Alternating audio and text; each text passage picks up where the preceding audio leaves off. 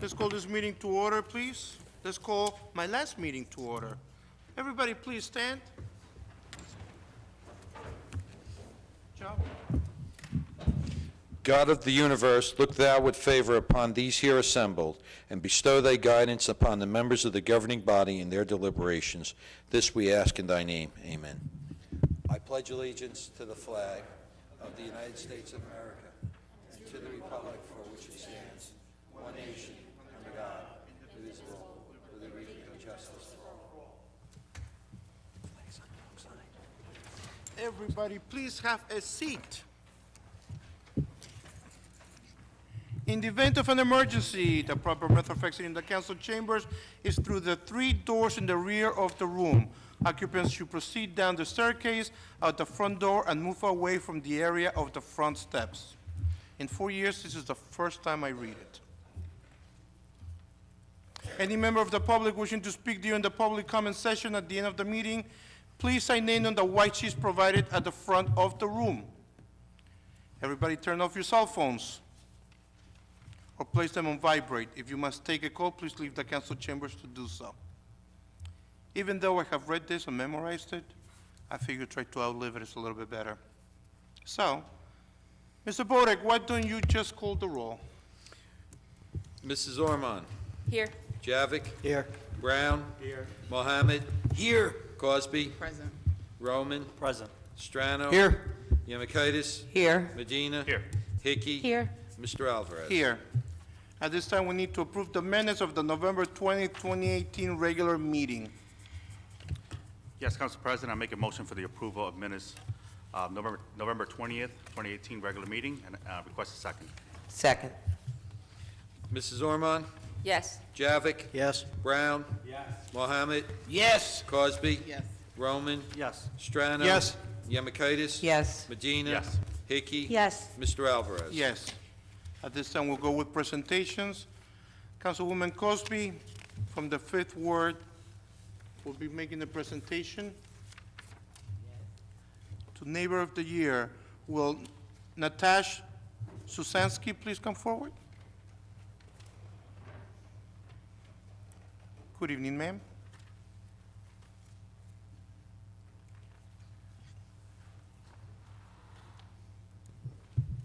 Good evening, everyone. I'm standing here with my neighbor, Natasha, who is going to receive the 5th Ward Neighbor of the Year this year. Natasha is, she talks about things that are quality of life issues, and that's important because without Natasha and neighbors like her, I couldn't do my job. So about 5 years ago, I started to give my appreciation in the form of a resolution with the council's approval. And so this year, Natasha is our 2018 Neighbor of the Year. Things like stop sign issues and dogs that might be stray or houses that are empty and could pose a risk to our neighborhood. Those are the things that she calls about. She also tells me stuff that happens all over the city, train station specifically. And so I just wanted to just say thank you very much, and I appreciate you because, like I said, without you, I couldn't do my job. So thank you. I'm going to read the resolution, and then you can have a couple words. You're welcome.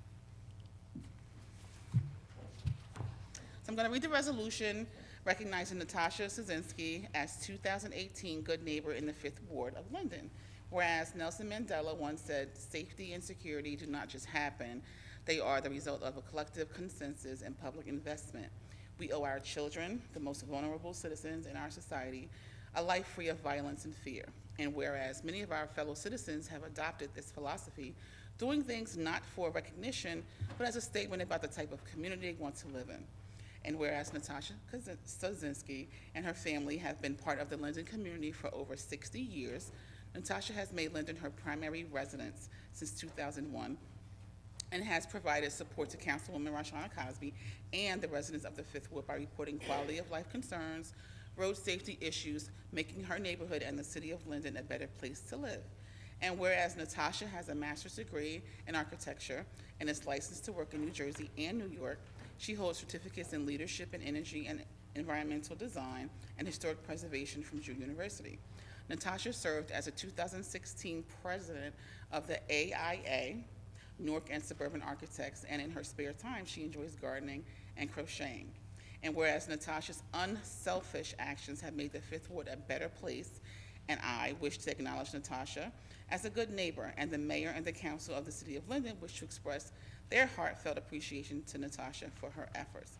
And now, therefore, be it resolved by the mayor and the council of the city of Linden that they hereby thank Natasha for her unsolicited efforts and that she has made the area safer for no reason other than the desire to have and maintain a safe and clean community, and expressing the city's gratitude for her efforts in making Linden a better place. And be it further resolved that this resolution be entered into the minutes of the council of the city of Linden, and that copies be presented to Natasha in permanent recognition. Dated today, signed by Council President Alvarez and Mayor Armstead, and attested by our clerk, Joseph Bode. So thank you very much for all that you do. Get over here, you're gonna be on TV, girl. So, thank you very much.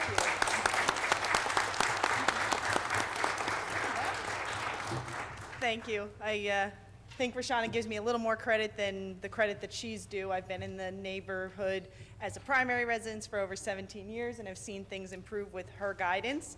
As she stated, my family has been here for over 60. I am the 4th generation to live in my home, and I'm glad to be part of the Linden community. Well, thank you. Thank you. Hold up your thing. That's very important. Thank you. Thank you.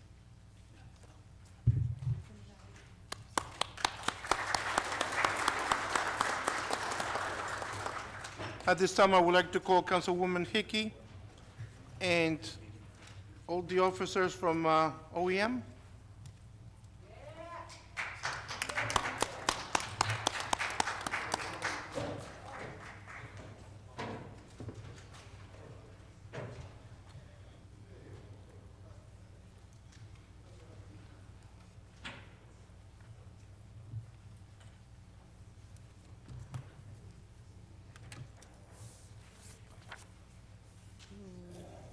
Right around. Chief, don't go too far. Good evening, everybody. Good evening. Since I first became councilwoman, one of my proudest things was being liaison to the Office of Emergency Management. When I first became liaison, you know, there's always talk in the air, you know, about our Office of Emergency Management Department. As I got to know everyone, and everyone became more educated and did more training under the direction of Chief Hart and others, we have an amazing group of people here that I couldn't be more proud of. They go out in the middle of the night whenever there is a serious incident within our city, and they aid our police officers and our fire department and all first responders on any of their needs, including our residents as well. Their dedication is extremely unconditional, and I'm just so very proud of that, and I'm glad that I'm here tonight, that I'm able to acknowledge all of them. So I have a resolution for all of them, and I hope next year, with all of you again, we're going to continue to get better and better. The County of Union also thinks we have an amazing group of men and women here. Unfortunately, they're not all here, but let's read the resolution. Resolution recognizing the efforts of the City of Linden Office of Emergency Management and its officers and members. Whereas the Office of Emergency Management is the city's official lifeline to federal, state, and county resources should need an arise to help the residents of the City of Linden. In partnership with police, fire, county, and other municipal departments, the Office of Emergency Management coordinates disaster planning and preparation. Emergencies such as flood, fire, chemical spills, or terrorist attacks are responded to by our OEM coordinator, Dave Hart, his officers, and many volunteers who make up the Office of Emergency Management. And whereas, through extensive training, and members of the Office of Emergency Management are able to promote public awareness and educate citizens about preparing their homes and community for any type of emergency. Additionally, the members of the Linden OEM provide assistance to the Linden Board of Education and serve as Union County Mutual Aid. Whereas the City of Linden OEM has an emergency operations center that is centrally located and convenient to all Linden emergency service personnel. The EOC facility is a building that can withstand strong storms and has ample space to store the various emergency response equipment. The building and equipment is currently maintained by OEM Deputy Coordinator Joseph Stigliano. Thank you, Joe. And whereas many volunteer efforts within the community go unrecognized, these individuals are called out at night, woken from their sleep, work on their days off, and even on holidays. Because of their dedication to disaster preparedness and response to community safety, we wish to recognize the following individuals of the Office of Emergency Management. OEM Coordinator, Chief Dave Hart. Senior Deputy Coordinator, Edward Chabak. Deputy Coordinators, Joseph Birch, William Hasco, Richard Davis, Joseph Stigliano.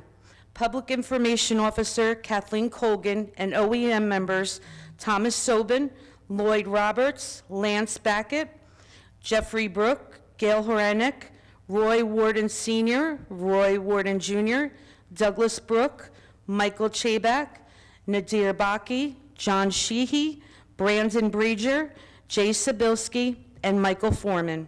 And now therefore be it resolved by the City Council of the City of Linden hereby recognizes, signed by President of Council George Alvarez and Mayor Derek Armstead. Thank you. I just want to recognize Kathy Colgan. She is not here tonight. Kathy Colgan has brought in, she takes care of all of our reimbursements when we have any disasters in the city with FEMA. She has brought in to date over, I think it was $1.9 million to the City of Linden. The work she does behind the scenes whenever there's a disaster is amazing. She makes sure that all our men and women that are on the street working the disaster get everything they need from our locally and countywide and statewide. So Kathy, I know you're watching tonight. We thank you for all you do. And again, everyone, I'm very proud of you. Oh, Gail made it. I didn't see her sneak in. Chief, you want to just say a couple words? I want to thank Councilwoman Hickey, Mayor Armstead, and the whole council here for supporting our OEM organization. We have tremendous men and women. I've been involved over 15 years, in the last couple of years now as the coordinator. We have a great cooperation with our police department, our fire chief Dooley, and the fire department, and our county officials. You're in good hands here with our police, fire, and our OEM people. If anything happens in this town, we got your backs, and we appreciate all your help. Thank you.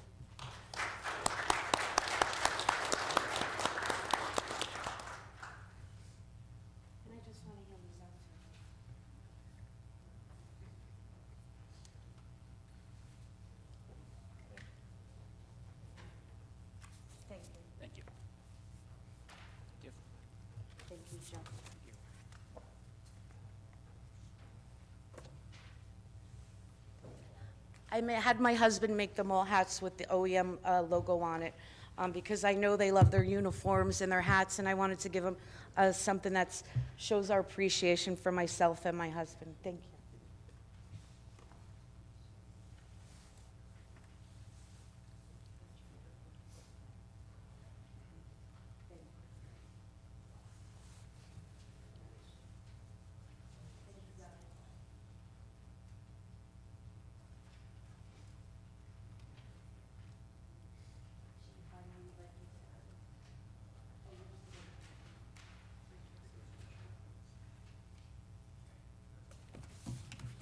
Lisa, no, no.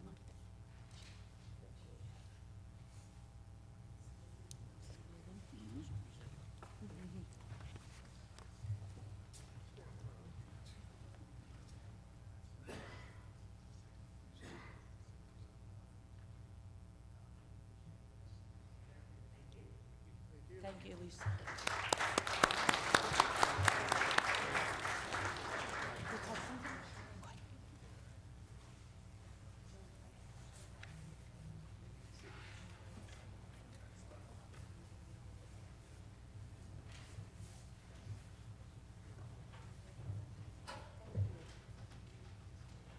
you going to present the police officer?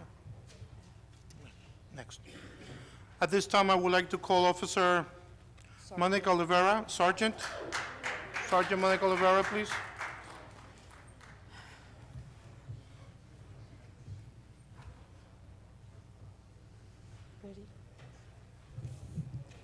So once again, I'm honored again with another great person from the city of Linden, Sergeant Monica Oliveira. I can't say enough of great things about her. Her dedication, she works very hard on a new program that we've implemented in the city called the HYPE program. This woman works day and night. Well, you're probably missing some tickets right now, right? No, she works day and night. Also, many of our other people,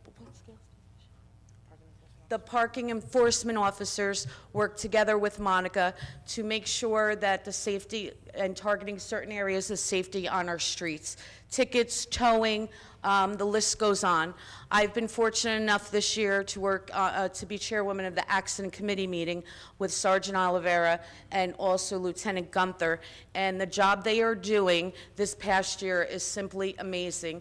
The jobs they're doing for the council and following through with traffic studies. And I can't say enough for how much work you do. It's truly appreciated. So I'd like to read this resolution acknowledging Sergeant Oliveira for a Traffic Safety Leadership Award she received this year. Certainly well-deserved. Whereas on November 1st, 2018, AAA Northeast held its 4th annual Traffic Safety Awards ceremony, where traffic safety and pedestrian safety commendations were presented to police departments in Essex, Morris, and Union counties that had no fatalities for the year prior, and AAA Traffic Safety Leadership Awards were given separately to members of law enforcement agencies. And whereas Monica joined the Linden Police Department as an officer in July of 2008, she served as a field training officer prior to her promotion to sergeant in September of 2016. Sergeant Monica Oliveira received the Traffic Safety Leadership Award for her dedication to traffic safety efforts in our community. And whereas Sergeant Oliveira's biggest contribution to the Linden Police Department was in 2016, when she implemented the department's high-intensity traffic enforcement unit, also known as HITE. The goal of the HITE unit is to improve safety on local roads and highways throughout the city. And whereas in January of 2017, Sergeant Oliveira was assigned to the Traffic Bureau, where she currently serves as the primary supervisor of the Crash Investigation Unit. She works diligently to improve the safety of pedestrians, in particular our school children, by improving crossing guard training. Sergeant Oliveira has partnered with AAA Northeast to conduct periodic pedestrian safety enforcement in high-risk areas. And now, therefore, be it resolved by the City Council of the City of Linden hereby recognizes Sergeant Monica Oliveira for her highly credible and exemplary performance of her duties and is hereby recognized by the mayor and members of the governing body. Signed, President Council George Alvarez and Mayor Derek Armstead.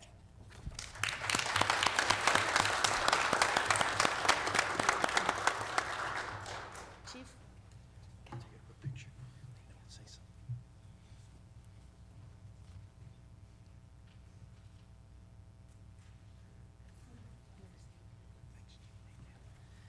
I'd also like to congratulate Sergeant Oliveira and thank the councilwoman and the mayor and council also for this great recognition. In addition, Sergeant Oliveira is also a motorcycle operator, our first female motorcycle police officer in the city of Linden, and she has won 2 MAD awards for leading the city in DWI arrests over the last 10 years. Tremendous, tremendous award, Monica.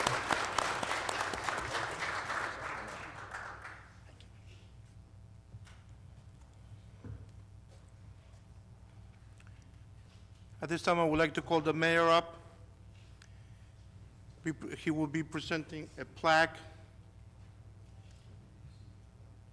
Oh, he will be receiving a plaque. Oh, yes, I'm sorry. Can I also call Bob Barkoff and Greg Roser of the Cruisers?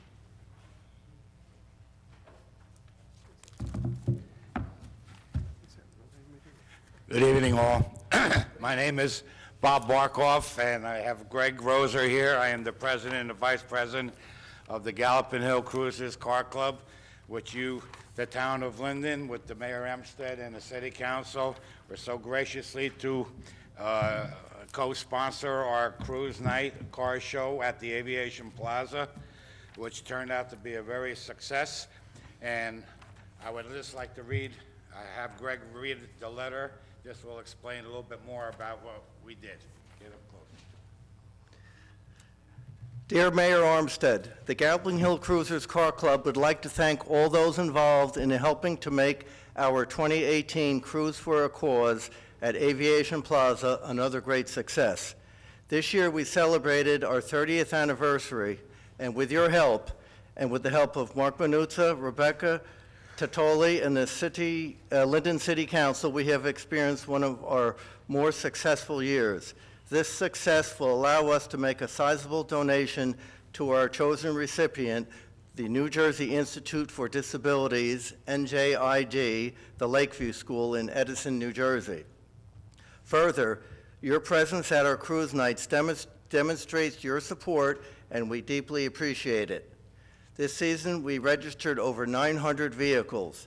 This far surpasses the total number of registrants we've had in the past. Aviation Plaza provides us with the space required to accommodate our cruiser guests, as well as the ever-increasing number of spectators. The participants like having the variety of restaurants to choose from, and we're very happy with the discounts offered by the restaurants. Again, we thank you for the support and kindness you and your staff have extended to the Galloping Hill Cruisers, and we look forward to working with you in the years to come. In addition, I'd like to say our recipient for the past dozen or so years, New Jersey Institute of Disabilities, this past week received from the Galloping Hill Cruisers, proceeds from our cruise night, $27,650. This far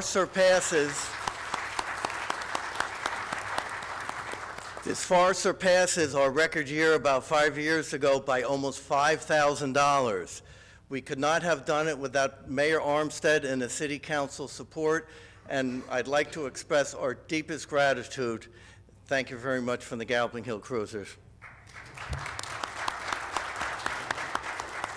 This is an appreciation award to Mayor Derek Armstead, the City Council of Linden, and is from the Gallopin Hill Cruisers and the New Jersey Institute for Disabilities, Lakeview School. Gratefully acknowledge your support and generosity in making our 2018 Cruise for a Cause a success. Mayor, thank you.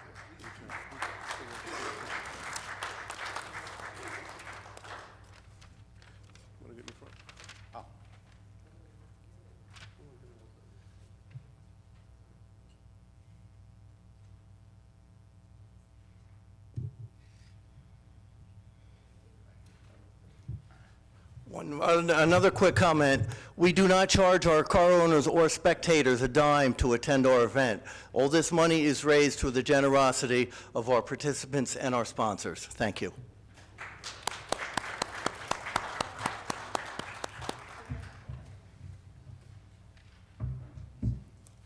Let me just say, this is a no-brainer. I mean, these gentlemen and ladies who come out to our car shows, and they do an outstanding job. And the fact that they give all the donations to such a worthy cause is to be commended. You know, I've been to the school a couple times, and I look at the children there, and you know, you look at them, no child ever signs up to come into this world, no person ever signs up to come into this world handicapped or disabled.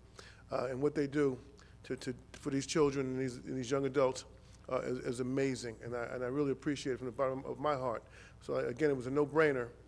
When you guys came to me, when I found out that you guys were no longer going to be at Gallopin Hill, we decided to let you come to Linden.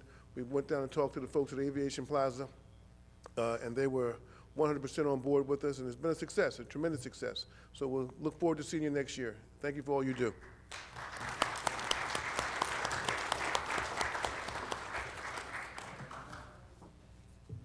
Without any further ado, We have a resolution this evening.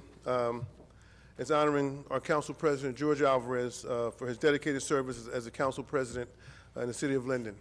Let me say this, that anytime anybody signs up to become a politician or even puts their name out to run for office, they're to be commended.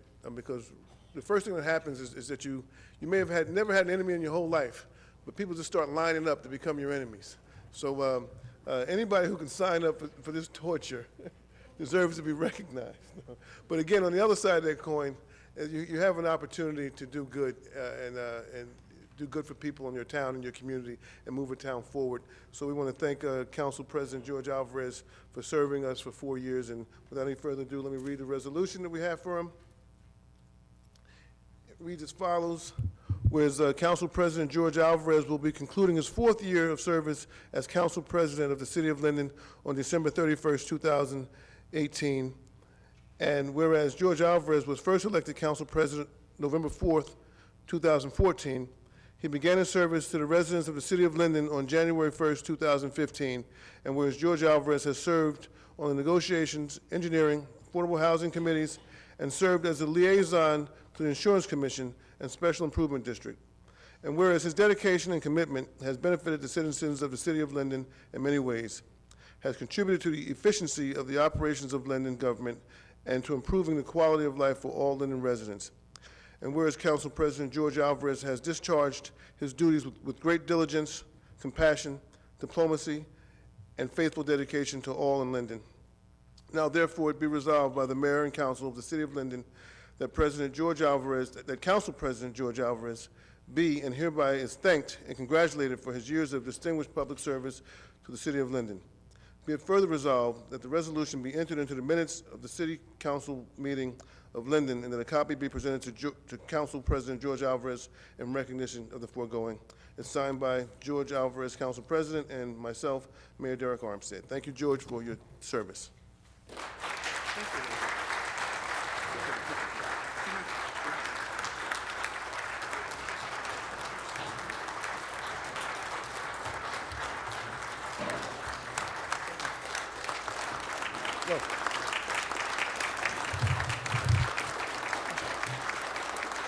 Thank you, thank you.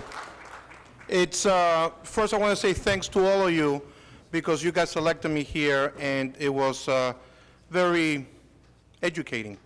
I've learned a lot about politics and I learned a lot about people and especially government. I believe always in serving. That's the way I was raised and I'm not changing, I'm not leaving. I'm just changing seats. I'm going from here to here. Now, they're the ones who have to watch out for us. Because like I said when I was here, I'm here to serve you. Now that I'm there, I'm going to ask them to serve me. Okay? But thank you for this, Mayor, Council. Thank you very much, everybody.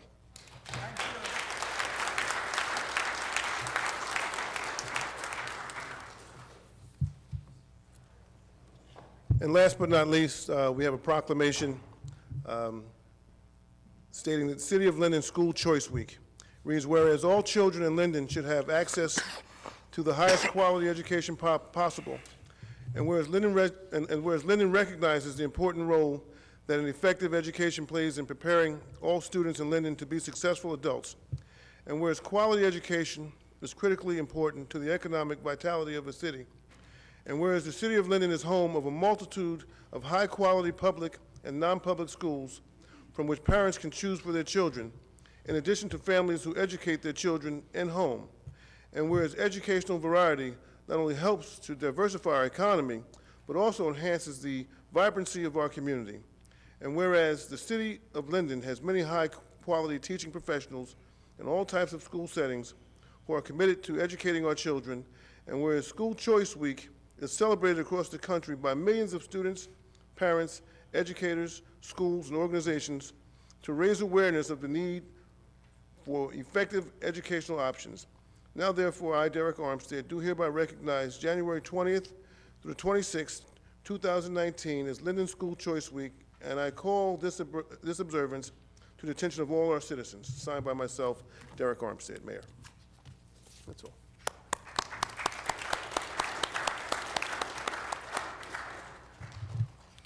At this time, we're going into ordinance and We held from the November meeting, an ordinance 6258. It has been held for further consideration, and there is no public hearing, and there is a motion to remove it from the table. Council President, we're advised that we should just leave this to die on the vine rather than take a vote on removing it from the agenda. Okay, so it will be no motion, and it will remain on the table till the end of the year. Thank you. Mr. Bode, can you please read 6284? Sure. An ordinance to amend an ordinance entitled, an ordinance establishing a schedule of titles, salary ranges, and regulations for maintaining the classification and salary standardization plan of all employees of the City of Linden, passed August 15, 1995, and approved August 16, 1995, adding Schedule 4MM-9. Has the ordinance been properly published and posted? Yes, sir. Any written communications received? No, sir. Is there anyone that wishes to be heard on this ordinance? Please come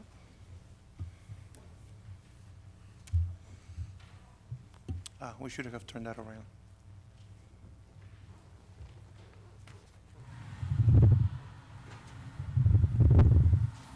Thank you, Ms. Wolverine. You're welcome. Diane Wolverding, 6th Ward. Okay, this ordinance, does this have anything to do with raises? Mr. Roth?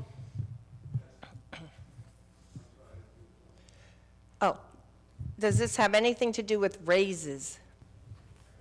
The second one? What's up? Yes.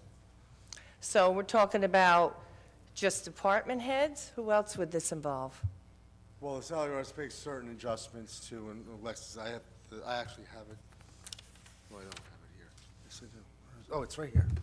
The salary ordinance takes into account all the various titles that had not been settled through the various bargaining units.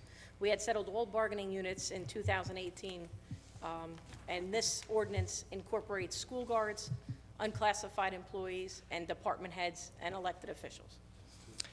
Okay, because I was reading in the paper something that was disturbing me, that the mayor was asking for a 40% raise, and I was wondering if that was part of this. This is, the salary ordinance sets the mayor's salary. Okay, well, last month I said goodbye to 2 people, 83 years old, one of whom had lived in New Jersey all her life. Her husband lived here 63 years. They had to sell their house because they could no longer afford the taxes, and they had to move in with their daughter in Florida. There are other houses going into foreclosure. I don't think this is the time to be giving raises until we have more development down in Tremley Point to support more taxes for us, and for GM to be more developed and get taxes from that, because every time we seem to get a deal, they're always giving a tax break to people building housing. But we need more income from taxes, and that's why GM has to be developed, and that's why the Tremley Point has to be developed. Giving all these raises is like a stab in the back to senior citizens. One of my favorite people in a bank is a teller, a single woman, 4 kids. She works 2 jobs. She probably doesn't make more than $50,000 in a year. That woman is always exhausted, very sweet, hardworking. That's the incomes in this town, or less. And we have a lot of single mothers in this town. So I think this needs to be tabled, and so we will lose less senior citizens and less people losing their homes. I mean, we're a blue-collar town. We don't have big income coming in here, and it really bothers me. And I'm a senior citizen now on Social Security. We need more development. So I would ask that this be held off.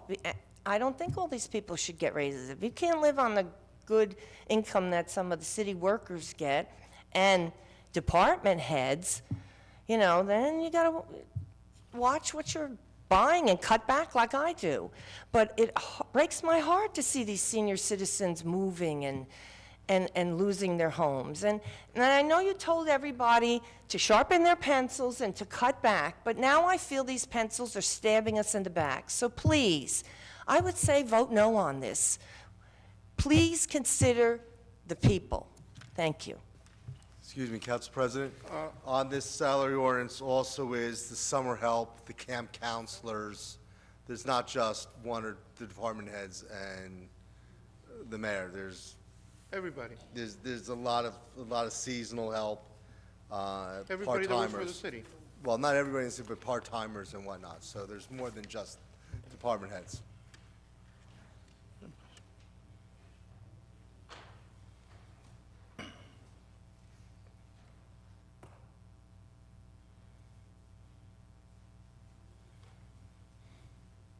Good evening, Jennifer Brook, 1551 Dill Avenue. If there is going to be a 40% raise in, increase for the mayor, I think he deserves a raise. 40%, no way. Everyone deserves a raise. 5%, split it up if you're going to vote yes. The council members, what do they get, $17,000 a year? You guys work 24 hours a day. Phone calls throughout the night. Give a little bit to them. Give to the people making $10 an hour. I'm not against a raise, but 40% is just too much. Thank you. Anybody else? Mr. Principato?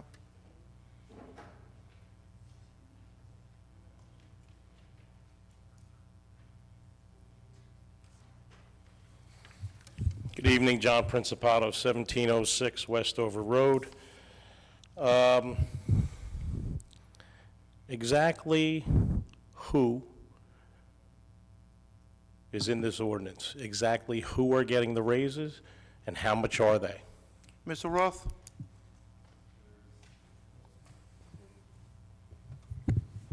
Council President, may I There's answer? 80 some odd titles on here. Can I answer, Council All right, President? how about, Mrs. Sack, can you please? There's a total of 65 employees. 50 of those are school guards, 15 other employees, which include the department heads, the mayor, and council members, for a total of $73,656.63 is the total cost of this ordinance. okay, Hold on a minute. Council members, you said? Are on the salary ordinance. Their salaries did not increase, but they're part of the salary ordinance. The title of council member is on the salary ordinance. Okay. all right. Can you tell me, I'm not really interested in the crossing guards. They do a tremendous job, and they're underpaid, so I'm not even interested in that. I'm not interested in union employees who have contracts, because when their contracts run out, we have to renew their contracts and so forth. I understand all that. What I am interested in is what elected officials are getting a raise, number one, which department heads are getting a raise, how much the raises are they retroactive? I know that union members will get a retroactive raise from when their contract ends. That's fine. If you're talking about an elected official, I don't have a problem with the raise when their term ends, not retroactive. So can you tell me which elected officials are getting raises, because I have no idea, it doesn't say anything here, which department heads are getting raises and how much? You can give me a percentage, or you can give me a number. I'll be fine with Mrs. Sack, do you have that information? one or the other. Yes, Council President. City attorney is getting 2.5%. Who's that? Dan Antonelli. Okay. Mayor Armstead is the mayor. He is getting an increase, How much? $26,223. Mr. Bodek is our city clerk. ABC secretary registrar is 2.5%. Judge Corbett is the judge of our municipal court, our chief judge, 2.5%. Mr. Frangella, our tax assessor, 2.5%. Mr. Godomsky, our construction code official, 2.5%. Ms. Coblis, our health officer and right to know coordinator, 2.5%. Our former superintendent of public property, because this is a ordinance that entails all individuals that worked in 2018. Mr. McDonald, it's prorated based on when he retired, 2.5%. Ms. Mary Ellen Tango, our Director of Social Services, 2.5%.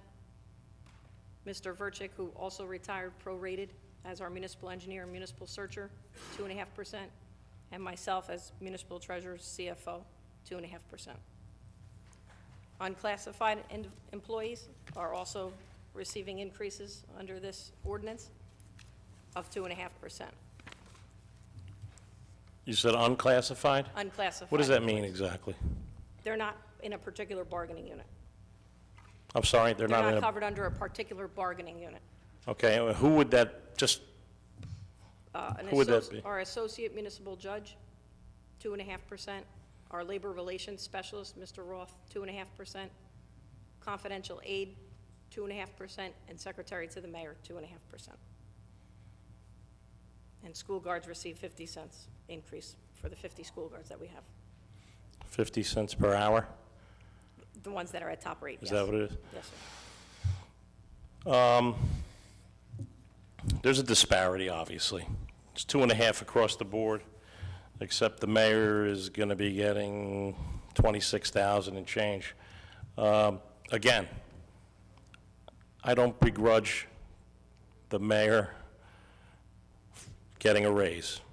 And as far as the dollar amount, you know, I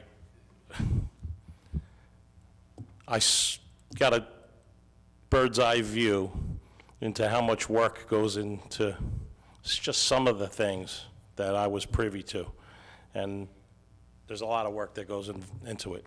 So a raise, I'm not going to question a raise. A retroactive raise, I have a problem with, okay? I'm not even going to look at the number. I don't even care about the number. Retroactive raise. What if the mayor didn't win? What if, and there isn't sour grapes here at all. I just want to make that clear. What if I had won? Would I be getting a $26,000 raise? Probably not, right? So, and again, I don't begrudge the raise. I don't, it's just the retroactive status of that raise. After the term, give the person the raise. After the contract, give the person the raise. When the contract runs out, pick up from the new contract.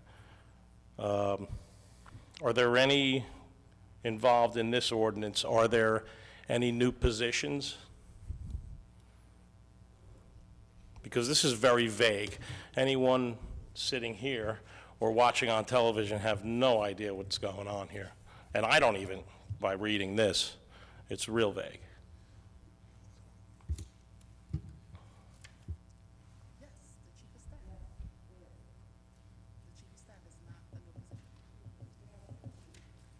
position. So there's a chief of staff for the office of the mayor that was added to the salary ordinance that was never, Hold on. didn't exist. Let them answer.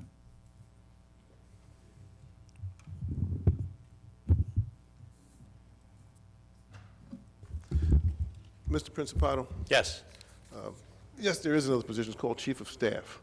It's a part-time position. Well, no, it's a position that doesn't have any benefits, and the individual will be working in my office. But let me remind you that in the 4 years that I've been here, we budgeted for a business administrator, an assistant business administrator, and a secretary for that particular office. Over $300,000 in salaries for 4 years that we didn't use, that we rolled over, and I gave back to the taxpayers in a way of a savings, and it contributed to our tax reduction last year.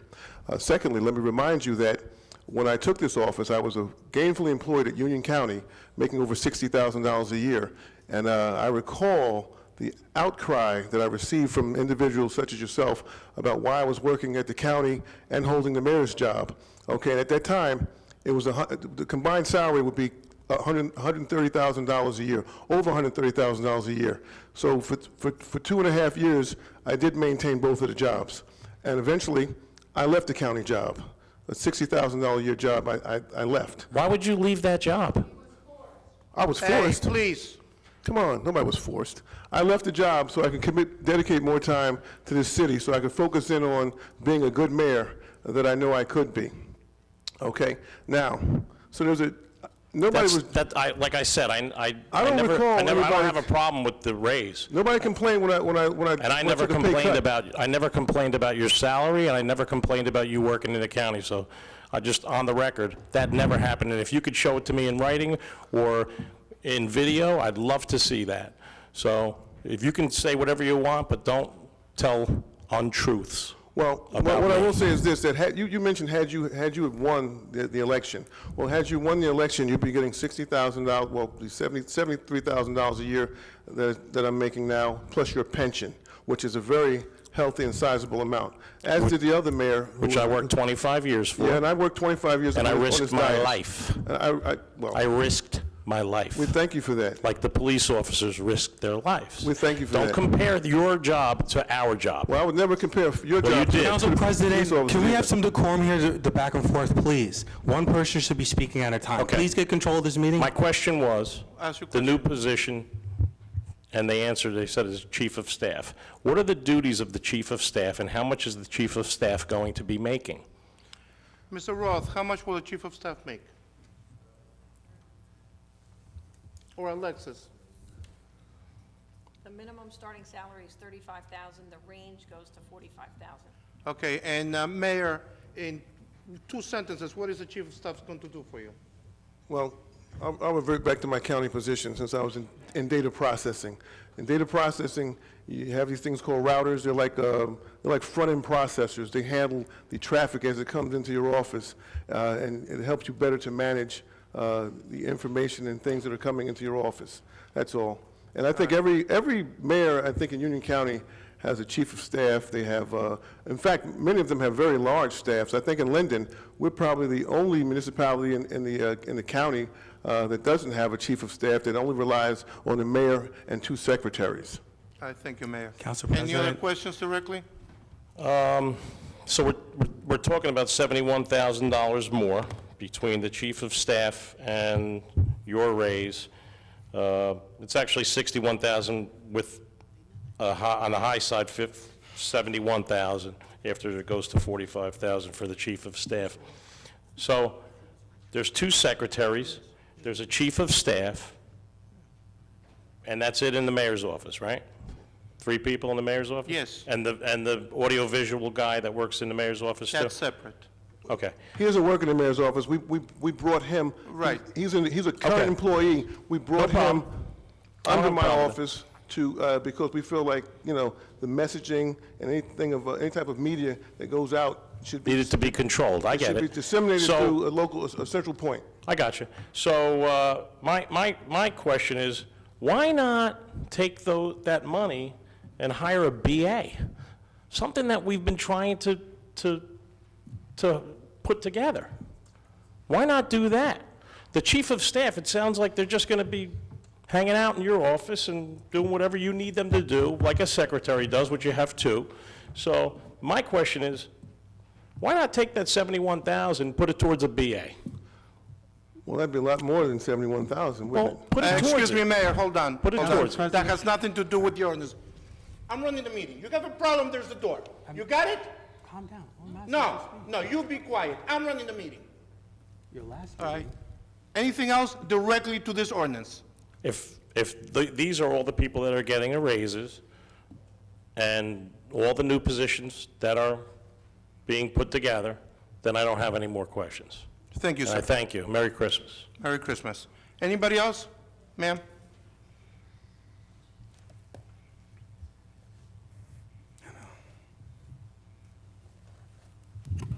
Can I just have the rationale of why something is being paid to someone? Oh, Virginia Malik. What is the beg your pardon? Lenape Road. What is the rationale for giving something retroactive a raise? Can I get that from someone? Mr. Roth? The purpose of the retroactive raise Yes. is to make an employee whole for the entire year.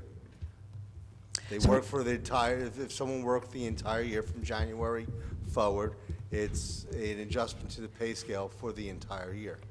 Okay. So. Or part thereof if they were only here for a portion of the year. So this would be for going back from January 1st to the end of this year, is that correct? Or when Correct. does this come in? Not January necessarily, the answer is not necessarily. We give raises from January, if you get it from January to June, you're hired in that period, you go back to January. If you're hired between, your anniversary hire date is from July to December, you go back to July. So why do you have to make someone whole, What do as you mean? just said, Why? with the raise? Yes, What do you mean, why? just why? As you say, you were trying to make someone If a whole with pers- this raise. Because the person worked for the entire year, they're getting a raise for the entire year. Otherwise, if, most people do not get a raise for one day, which is what you're suggesting otherwise. Okay, so it's, all right, so why wasn't this raise put forth a couple of months ago? When I was in the corporate world, if I was getting a raise, they'll say retroactive, 2 weeks from now, or, June 1st. All right, it was just a Well, question, I again, just again, questioned the- this. well, I think it's rather Some odd. people go back to January, some people are only going to July, as you just said. The people that are on this list are either the part-timers or other individuals that are summer help, which is on the ordinance every year, it has to be adopted. Some of these, the department heads and the unaffiliated people who are not in a bargaining unit, they do not historically in this city get raises until all the bargaining units are done with their negotiations, which we've completed all negotiations for this year, and thereafter, the raises are put forth. Somewhat so because there are constitutional officers here who are attached to parity to the raises of a particular bargaining unit. So therefore, if the bargaining unit's not done, their Right. raises won't be done. We don't have to go through all of this. And then the last question is, this is directed to the mayor, who is going to be is your chief of staff? Who is the individual? Well, we haven't selected one yet, but we will be selecting one in January. And is this just based on your approval or your selection, or is there going to be other input from other individuals? Well, I just want to remind you that the chief of staff for the mayor, should be selected by the mayor. And Okay. it's someone he has confidence in, it's someone he feels will do a good job as far as, again, handling being at the front loading the issues as they come into the office. And is this person going to be coming from within the employees of the city, or going to be from outside of the city? Is going to be a residence requirement for this There will be, for this I will individual? require a resident to be that person, yes. Okay, thank you. Anybody else? Okay.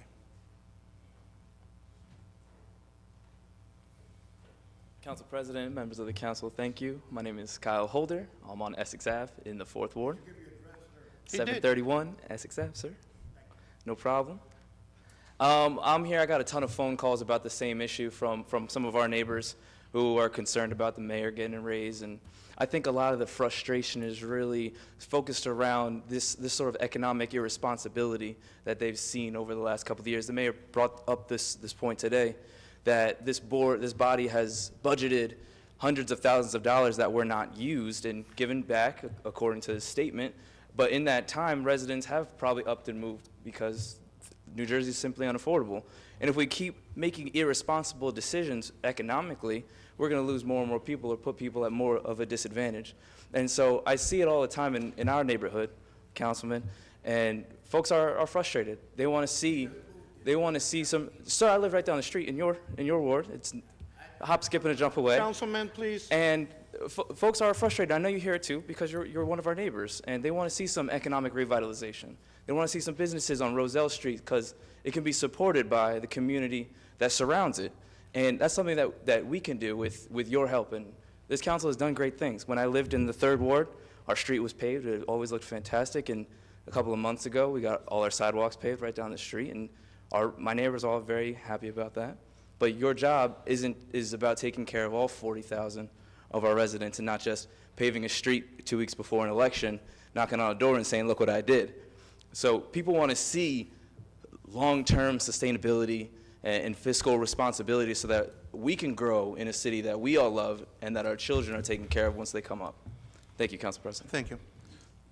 Can I ask a question, Mr. Holder? Mr. Holder, aren't you the trustee for the Assemblyman Green for Senate? Didn't you come into all that money I he had? don't believe that has any relevance to... It should, because people need to know you're a political operative in this town, sir.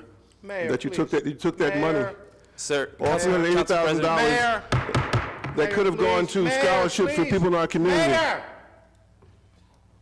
Thank you, Kyle. Thank you. Sir?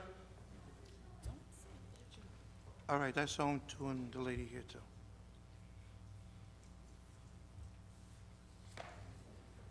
Good evening. My name is Hugh O'Hara from 23 West 18th Street.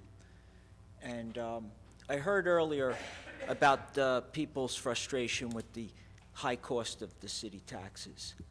For anybody to ask for a raise, doesn't anybody remember this is an honor to be serving the people? To ask for a raise of that size is rather large.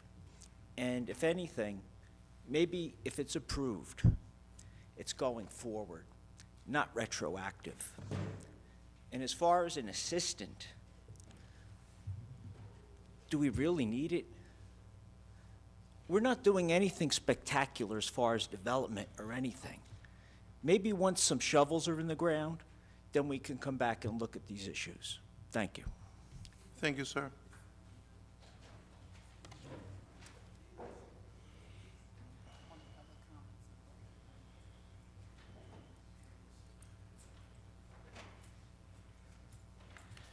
Good evening, guys. Good evening. I'm Hans Herberg from Westover Road. I had a question about the retroactive. When you talk about crossing guards and all that, I mean, with the part-time employees, are there under, I mean, with me working at a job, are there based on job performance, you know, like when they clock into work on time, how they're doing? Is this how the race is on, No, it's not. Mr. Roth? if I'm not mistaken? For specifically for the crossing guards, it's an across-the-board raise. They're not part of a bargaining unit. The raise is not a merit raise. The raise is a raise that is flat for everyone, so to speak, across the board for the crossing guards. For the department heads, they're tied to, their salaries or increases are tied to another collective bargaining agreement. So there's parity among the department heads to the next level. Yeah, I just want to make sure, because usually when I come to work, you know, like with management, if you got a good, hard-working people, I mean, if they do a good job, if they come to work on time, do a great job, I mean, doing great things for the people, hey, you know, why not give this guy a raise? I mean, as long as this guy comes to work on time, you know, respecting everyone, I mean, I think that's important, though. And also, too, I know Principal pointed out about business administrator. I mean, I think it'd be good use for the community, as long as someone's got a good credit reports, you know, good backgrounds and, you know, criminal records. I mean, someone who nobody knows from the city, you know, neutral, you know, has a degree. I think it'd be good benefits for the community. I mean, well, that's all I gotta say, though. Thank you.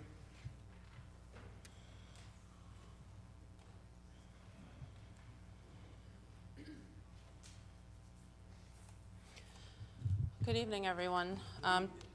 Tanya Grissett, 422 Southwood Avenue. Sorry, I walked in a little late, but under the things that I've heard, I kind of understand where we're, what topic we're covering here. So yes, 40% is a little excessive. There's other towns that might be paying a higher salary than what the mayor's currently getting now, but I think those cities are a little bit better off and at a better, just things are run a little bit differently that probably deserve that salary. 40% excessive. 1 year retroactive, very excessive. Somebody spoke earlier and said maybe retroactive a couple weeks or maybe a month, a year. I don't know. Seems a little crazy.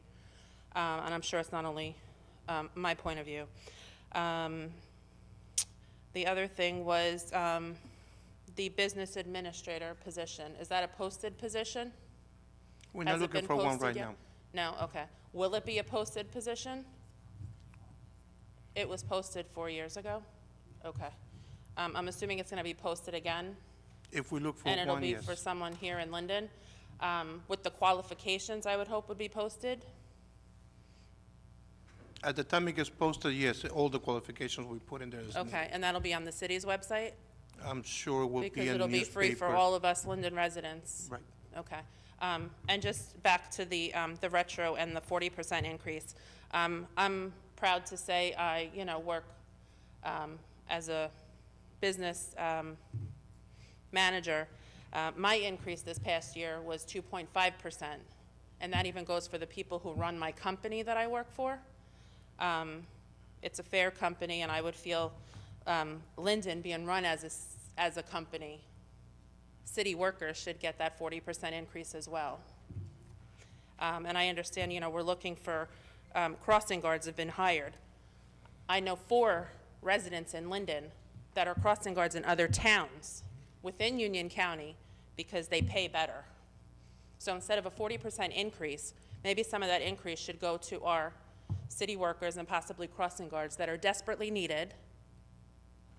Okay? 1 crossing guard near Seoul Middle School by the PAL building. Thank you. Thank you, ma'am. Anybody else? Mr. Halloran? Craig Halloran, 120 Donaldson Place. I just have a general question. It was my impression that government employees were limited to a 2.5% raise cap. Thank you. Okay. Anybody else? Mr. Kaminsky? Good evening. Excuse me. Good evening. Ed Kaminsky, Maple Avenue.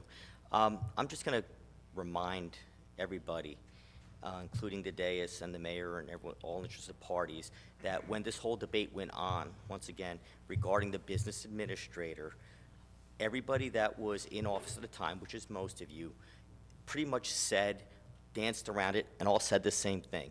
We don't have the abilities, the skill set to run the city. We need a business administrator. The right thing was done, the money was budgeted, and the resolution was passed.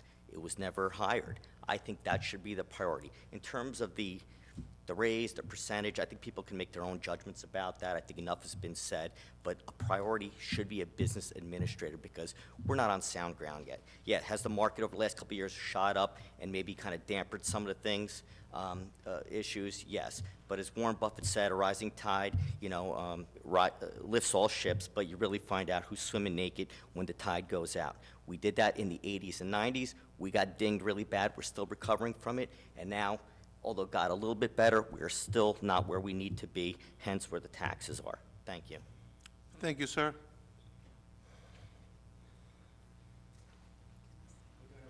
Afterwards. Very brief. My name is Alex Laspinoso, the Director of Economic Development. I heard some comments about slagging on our economic development.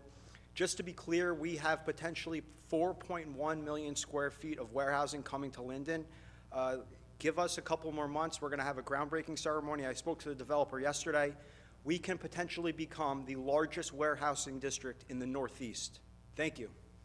Thank you, sir. Wait a minute. Anybody else out there?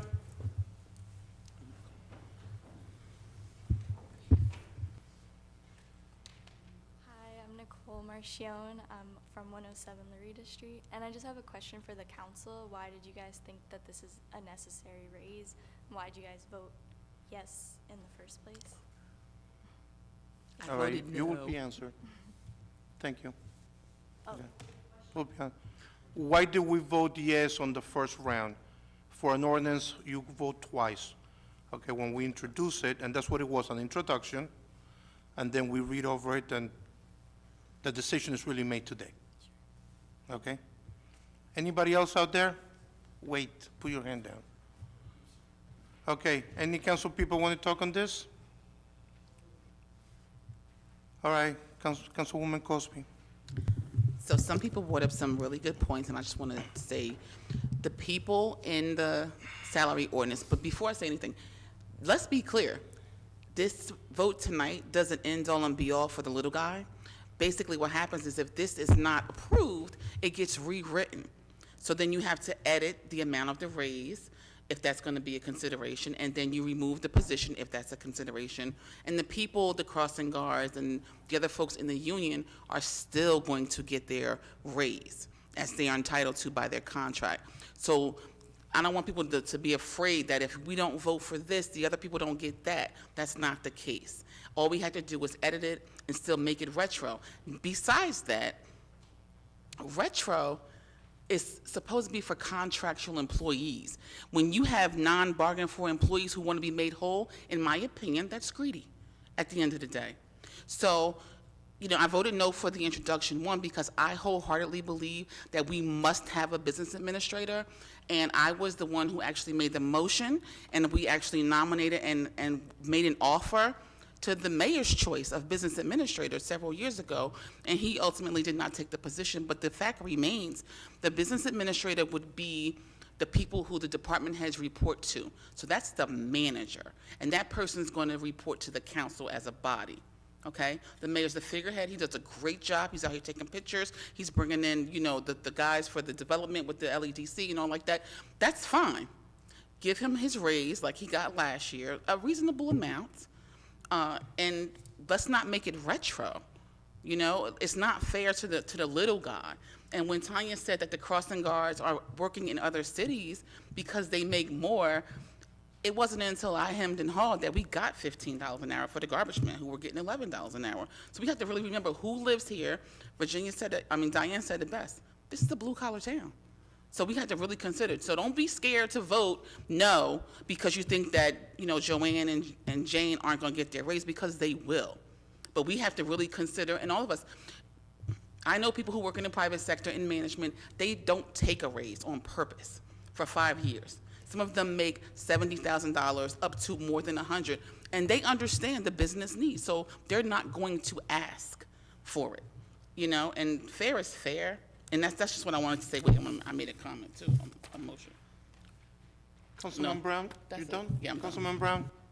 All right, so I want to address it in two ways. First, it's always a sticker with me when people come up and give misinformation, especially with the city finances that's never been to a council meeting. Because here's the thing, when we talk about financial stability, our bar is not what we think, but our bar is set by what the private sector thinks. And so we go by Moody's and S&P. We go by financial reports. We have annual financial reports, auditors, and I talk about this every council meeting.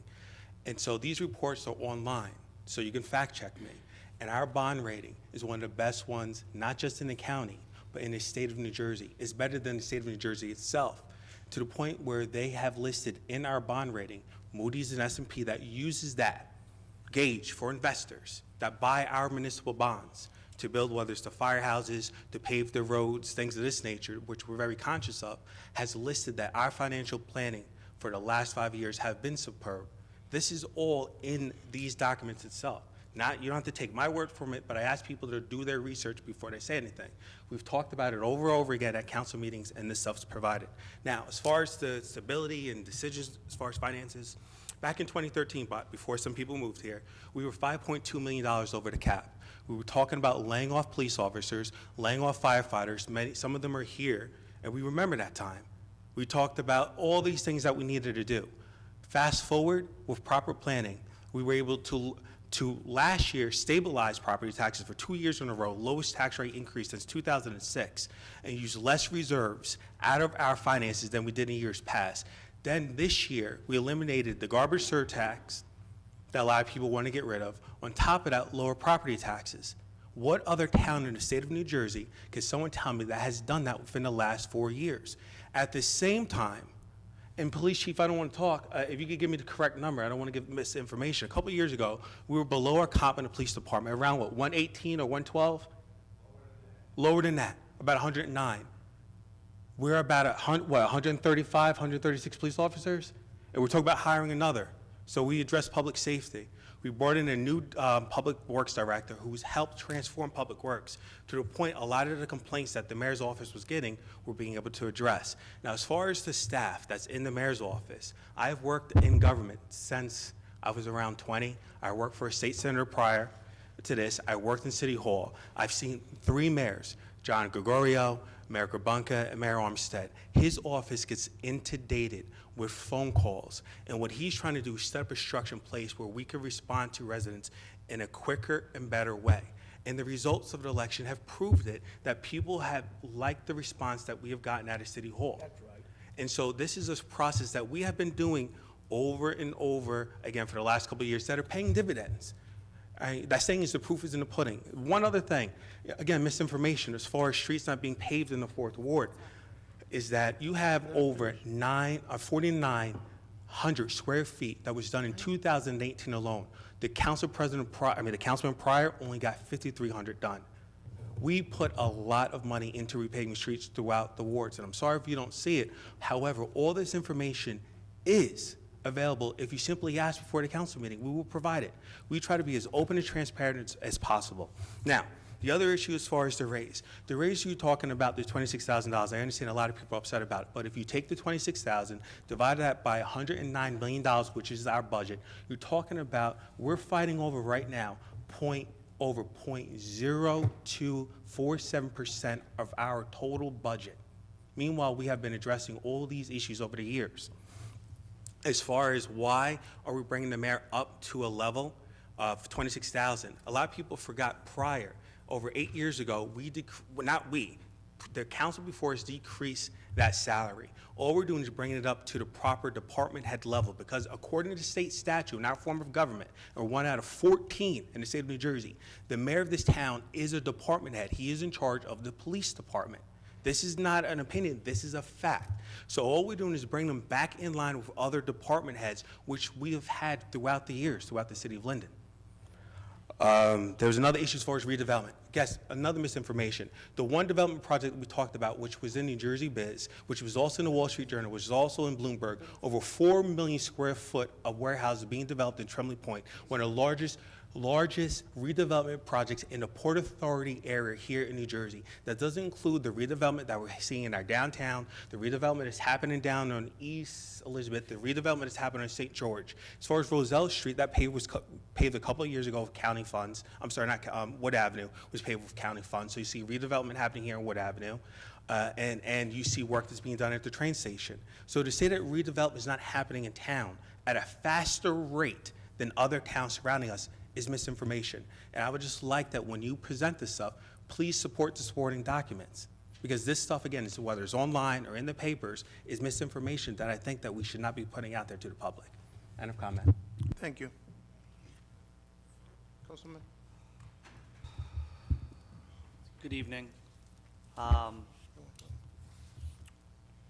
been torn on this. I came up here, I actually sat right there, and everyone knows this. I sat right at that podium and spoke to council for 6-7 years trying to protect my mother and father's investment in this town. My dad had to retire because of a broken neck 25 years ago yesterday from GM, and he hasn't, they haven't been well off ever since. Our family was never well off. I don't think that my parents have ever had $25,000. I could imagine that 42,000 people in this city, there's probably a handful that have $25,000 on hand. I can't vote for this ordinance, and I want it to. I think the mayor, actually, Mayor, I think you deserve a raise. $26,000 is a bit steep, 38%. But I was up for it. I was up to talk about it. I was never consulted. It was just put in front of my face 2 days before we had to vote on it. There's a lot of people that I worked on contract negotiations with this year as chair of that committee, and there's people that make $25,000 a year in the city, you know? And this is it's like a loaded, for me it's tough, and this is why. It's loaded because if I vote no, I'm voting no for a crossing guard that makes $12 an hour to get a raise, a well-deserved raise. Right now, at least. We can bring it back, whatnot, but I'm making the action to vote no on that. But I have to, and it's not that I'm totally opposed to the mayor's raise, but just to retro and get a $25,000 check, I can't do it, Mayor. I'm sorry to the department heads, sorry to the crossing guards and any of the exclusionary employees, but I can't possibly vote for this ordinance as it is right now, given the retro check. Thank you. Councilman Mohammed? Yes, thank you, Council President. I moved to Linden not for any political purposes into the Fourth Ward because I was looking for one of the best places on earth. I would remind any young man, I have my son Alfred Y. Muhammad, a student at Stanford University. Stand up, Alfred. I told Alfred, before you speak, get some training. Look around, get your facts. And secondly, I told him, it's only fair, I learned that in kindergarten, you can't get 2 bites at the apple. I see some people here that lost an election. You will never hear me criticizing President Trump because President Trump won an election. And I think what happens is elections do matter. That people want to, they got 271 votes in the school vote, and now they suddenly come in as an expert, throwing their hat or their feet in the ring, perhaps even their head in the ring, and they are not serious. They know they're not serious about a budget. I read somewhere on social media that they have anything better to do. Someone's opining on Roselle Street. According to what I understand, the guy has only been in the Fourth Ward approximately 3 or 4 months. I would be looking around trying to meet people. I wouldn't be campaigning. I didn't campaign, didn't really want to campaign. I've been a faith-based leader all my life.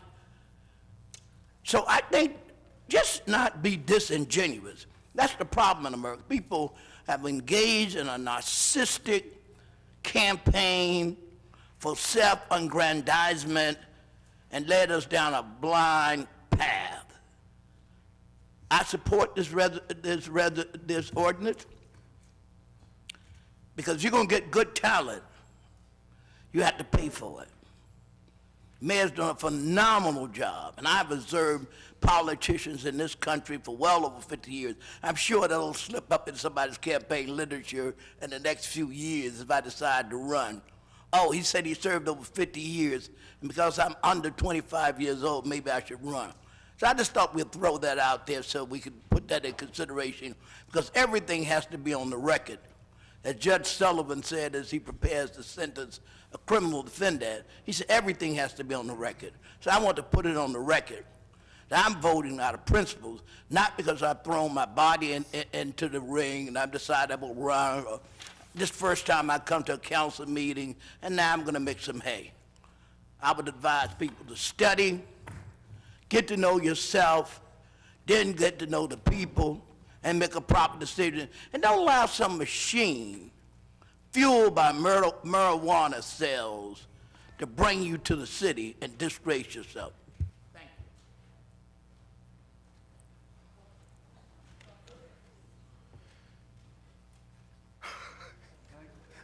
No, because if I let you, I have to let it in for somebody else. Councilwoman Hickey. Thank you, Council President. First of all, I want to apologize to Mr. Kyle Holder out there for the unprofessional, ignorant statements that you've been given by a couple elected officials up here. I know you're new to the neighborhood in the 4th Ward, and Assemblyman Green was a wonderful man, and you should be very proud that you worked for him years ago. You know, people didn't have a problem during election time collecting checks and not reporting them on their elect reports. So be proud of who the man you are, and please come here every month and say what you have to say regarding issues in our city. Second of all, I would just like to read a comment that was put in a newspaper by the mayor. When you think about it, I am the lowest paid department head in the city, Armstead said. There are patrolmen, and after a couple of steps, will be making more than the mayor makes after being in for a couple years. I want my money. I deserve it. You know, you can have council people up here who speak around about reports and developers and this one doing this finance thing and this report and look this up online. But at the end of the day, you have a few council people up here as well that have the best interest of the residents at heart. I do believe the mayor deserves a raise. I believe the mayor deserves a raise, just like all of our other well-dedicated employees in our city. And it's unfortunate that this position and the chief of staff position is inserted in with crossing guards and department heads and everyone else at 2.5%. It makes me sad.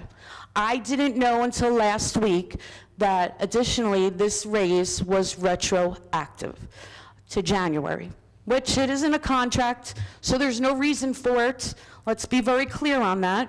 A 40% increase in your salary is a little aggressive and inconsiderate, not only to our employees, but to our residents. It makes me very sad.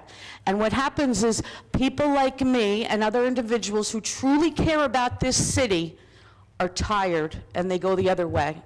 And I know there's certain individuals that can't wait for that so they can fill my seat quickly.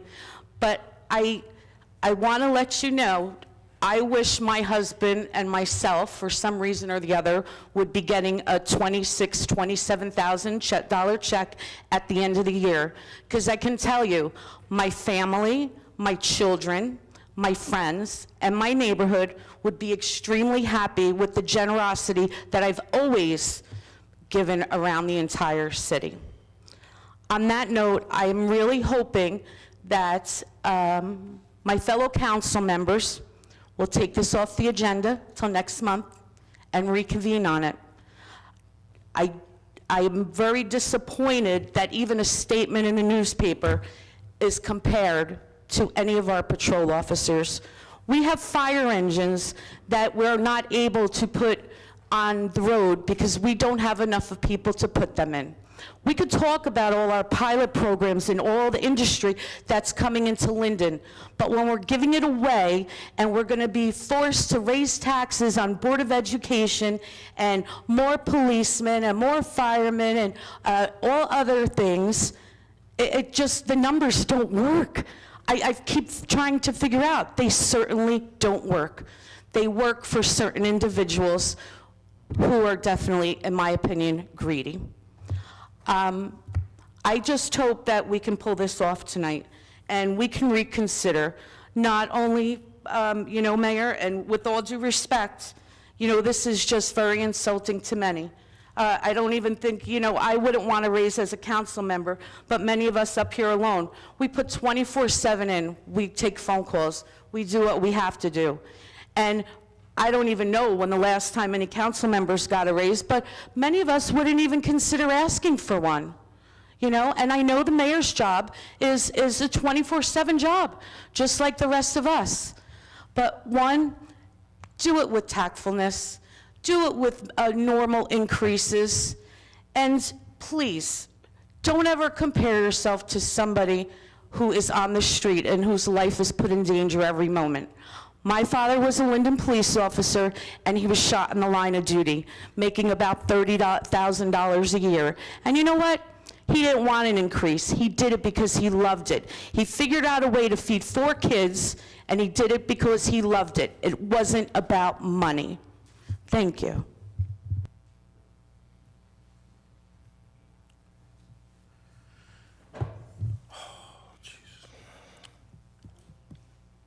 I need a motion. Make a motion that we remove the ordinance number 6284. Ask for a second. Second. Motion to remove.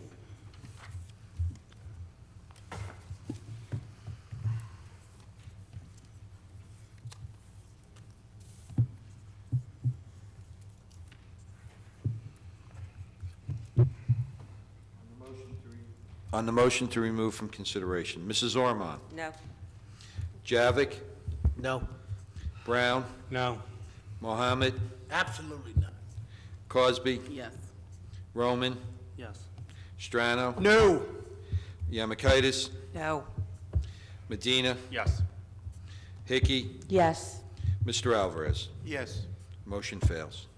I need a motion to accept the ordinance. Mr. Council President, I'd like to move that the hearing for ordinance number 6284 be closed, the ordinance adopted, and I seek a second. Second. Mrs. Ormond? Yes. Javik? Yes. Brown? Yes. Mohammed? Yes. Cosby? No. Roman? No.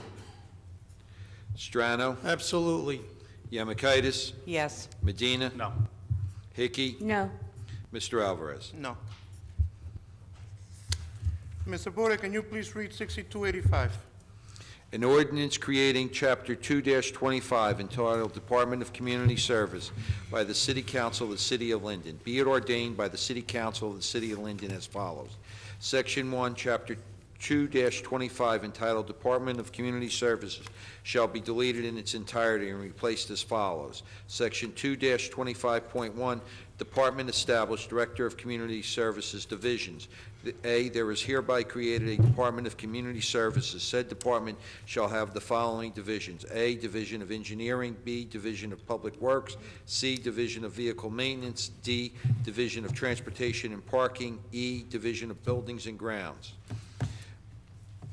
2-27.1 created, there is hereby created a Department of Parks and Recreation which shall be responsible for the providing of leisure services, recreational programs to the various populations in the community, the planning, development, and maintenance of all recreation facilities, and performing background checks on employees and all volunteers. Has the ordinance been properly published and posted? Yes, sir. Any written communications received? No, sir. Is there anyone that wish to be heard on this ordinance? Malik?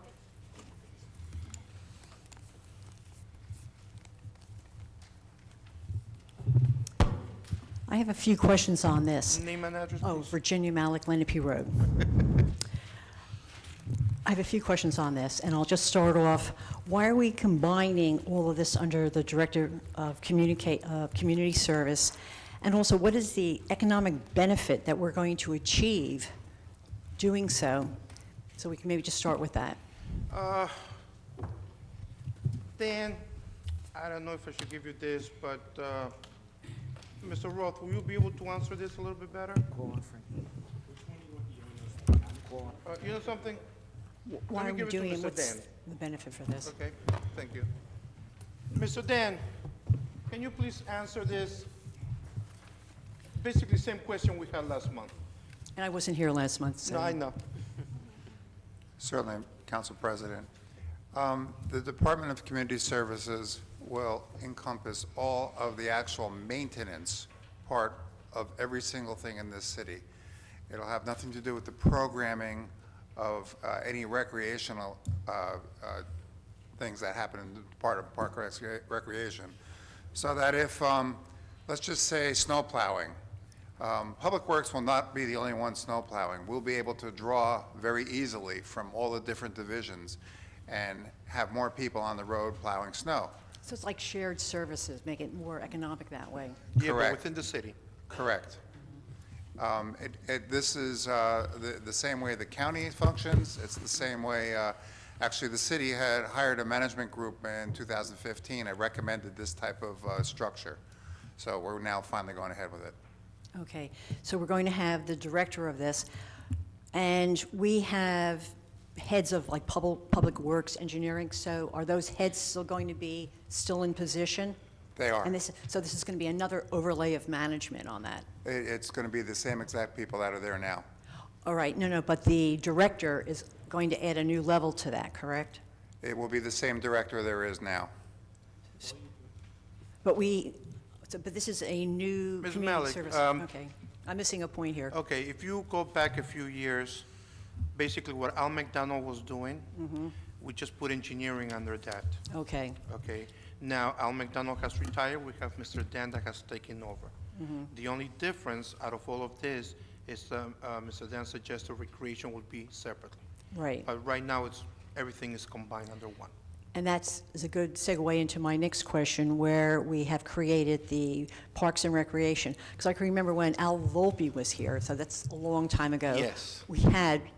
I've been in the city for a long time, so Parks and Recreation, so we're coming back to that. Basically, yes. Why Which works is better. that? Okay. A lot of towns use this, and I deal with a lot of towns.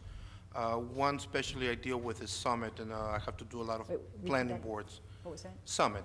Mhm. Okay, and they have this, the county has this, a lot of other towns in Union County and Essex County have this, and it works better. Okay. All right, fine. Answer my question, but Councilman? Beginning of this budget, or even last year's budget, we started putting more money to recreation programs. The idea is that if we start targeting our youth, getting them more involved in sports, that in turn will pay dividends for them in middle school, high school, things of this nature. So some of the sports program, like the wrestling program that we started a couple years ago, you had the girls' basketball program, things like this, we've seen a positive reaction from the public and parents. So the whole point of moving recreation to itself is to put the focus back on youth programs like this, as well as senior citizen programs.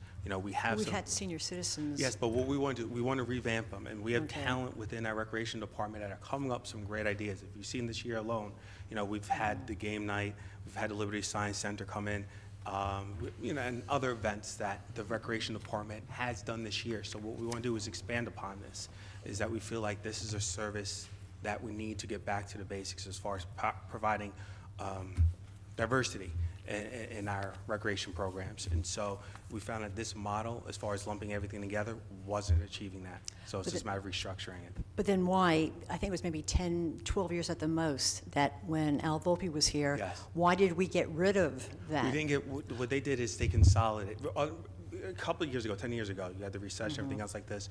So the city was consolidating. I think we had, Lex, you can quote me if I'm wrong, but over 600 employees.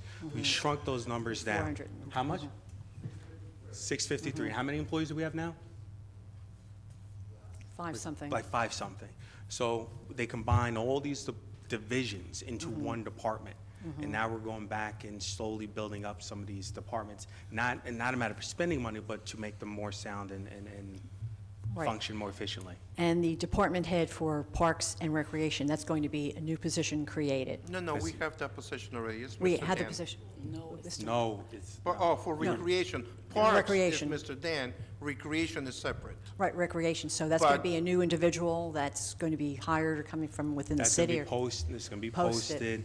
And the Gotcha. idea is to get someone who knows recreation programs, run it, has a background. Fine. And that's, It's a new individual? Yes. Okay.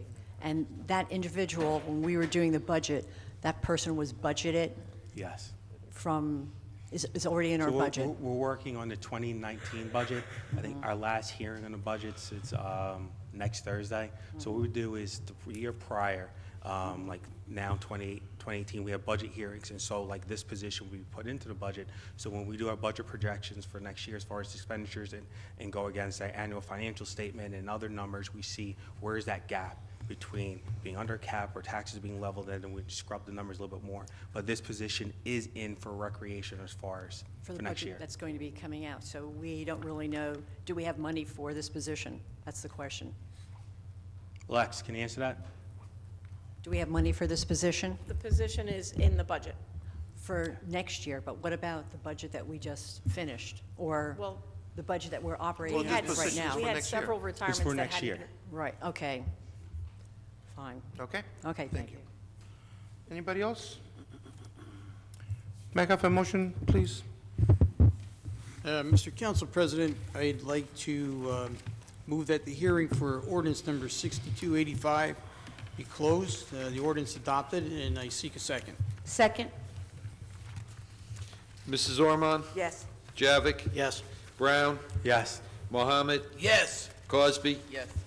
Roman? Yes. Strano? Yes. Yemakaitis? Yes. Medina? Yes. Hickey? Yes. Mr. Alvarez? Yes. Now we move to the consent agenda. All items listed with asterisks are considered to be routine by the city council and will be enacted with one motion. There will be no separate discussion on these items unless a council member or citizen so requests, in which event the item will be removed from the general order of business and considered in its normal sequence on the agenda, items 1 through 5. Does anybody wish to remove? Mr. Halloran? I just have a general question to On the consent agreement, I notice all the money, and that's great, but I notice issues in parentheses. These are negative amounts or In where? consent agreement, again. 125,000, these are all negative amounts? What page is this? Page 4. Okay, I'm sorry. Let's see. Return check 2018, return online payment 2018 taxes, and returned online payments 2019. They're all in parentheses. And the way I understand numbers, at least when I do my taxes, a number in parentheses is a negative number. Page 2. Alexis, what? Page 2, number 1. Alexis, on page 2, really the first page of the consent agenda. You have numbers in parentheses. Well, you have a couple zeros. Everything in parentheses, no, yes, zeros. You have a couple of numbers, 13,000, 7,000, and a couple of zeros. Is this negative? Yes, unfortunately, there are individuals that, when they pay their taxes, have insufficient funds. According to the auditors, we need to show all of that, so that our tax collector has to break that down and keep track of it. They do have insufficient funds, they're charged, we have to record that, and then she goes after them to return the proper amounts to us. Okay, thank you. Thank you. I have a question. Why did you put a negative 00? Again, it's just the way the format is on her report. Okay, just busting. George, you're always learning stuff all the way up to the end, huh? Okay, any more questions? Anybody wants to remove? Let's have a motion for the consent agenda, please. Council President, I move for approval of consent items 1 through 5 and ask for a second. Second. Never pays attention. Mrs. Ormond? Yes. Javik? Yes. Brown? Mohammed?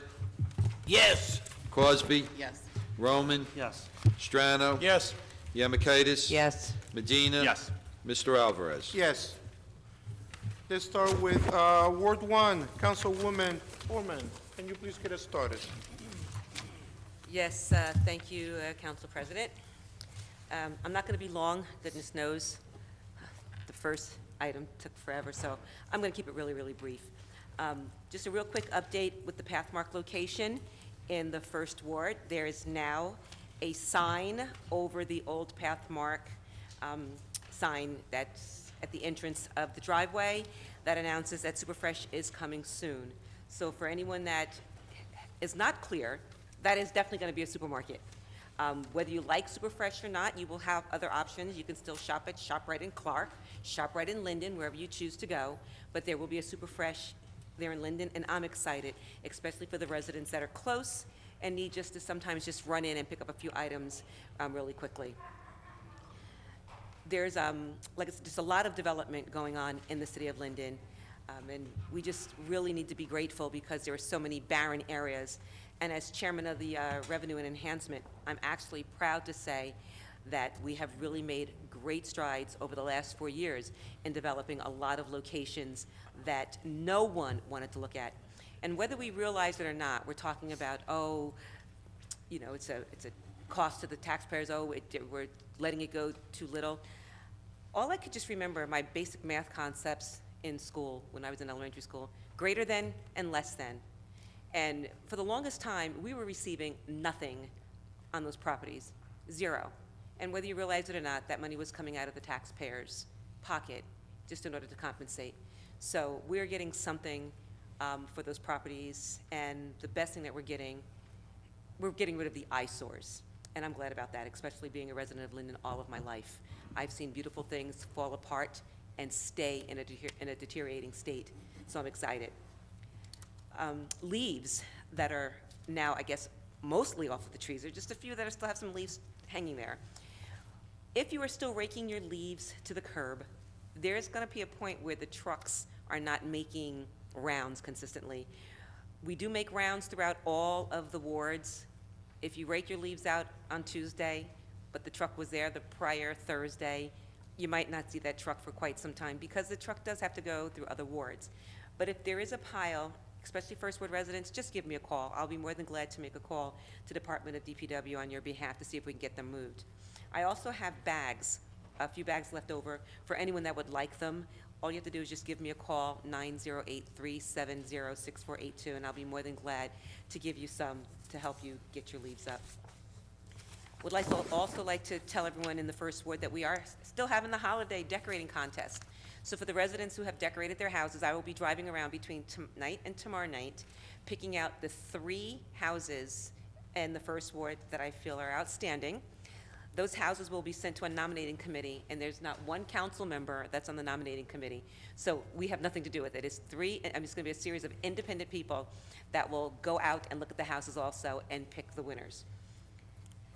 Also, I'd like to thank the Linden Heritage and Cultural Committee for the amazing Christmas tree lighting that they had the first Friday of the month. There were so many children, so many families, and every child left with a nice toy. And Santa Claus was just absolutely amazing. There are some stories going on throughout the news where ornaments are being stolen off of people's properties. Has it happened in Linden? Yes, I'm sure it has. I've heard a couple of people say that theirs have been stolen as well. Linden is not the only place that's getting beat up like that. If you watch the news, some of our most affluent towns, not only in the state of New Jersey, but across the country, the bandits are doing the same things.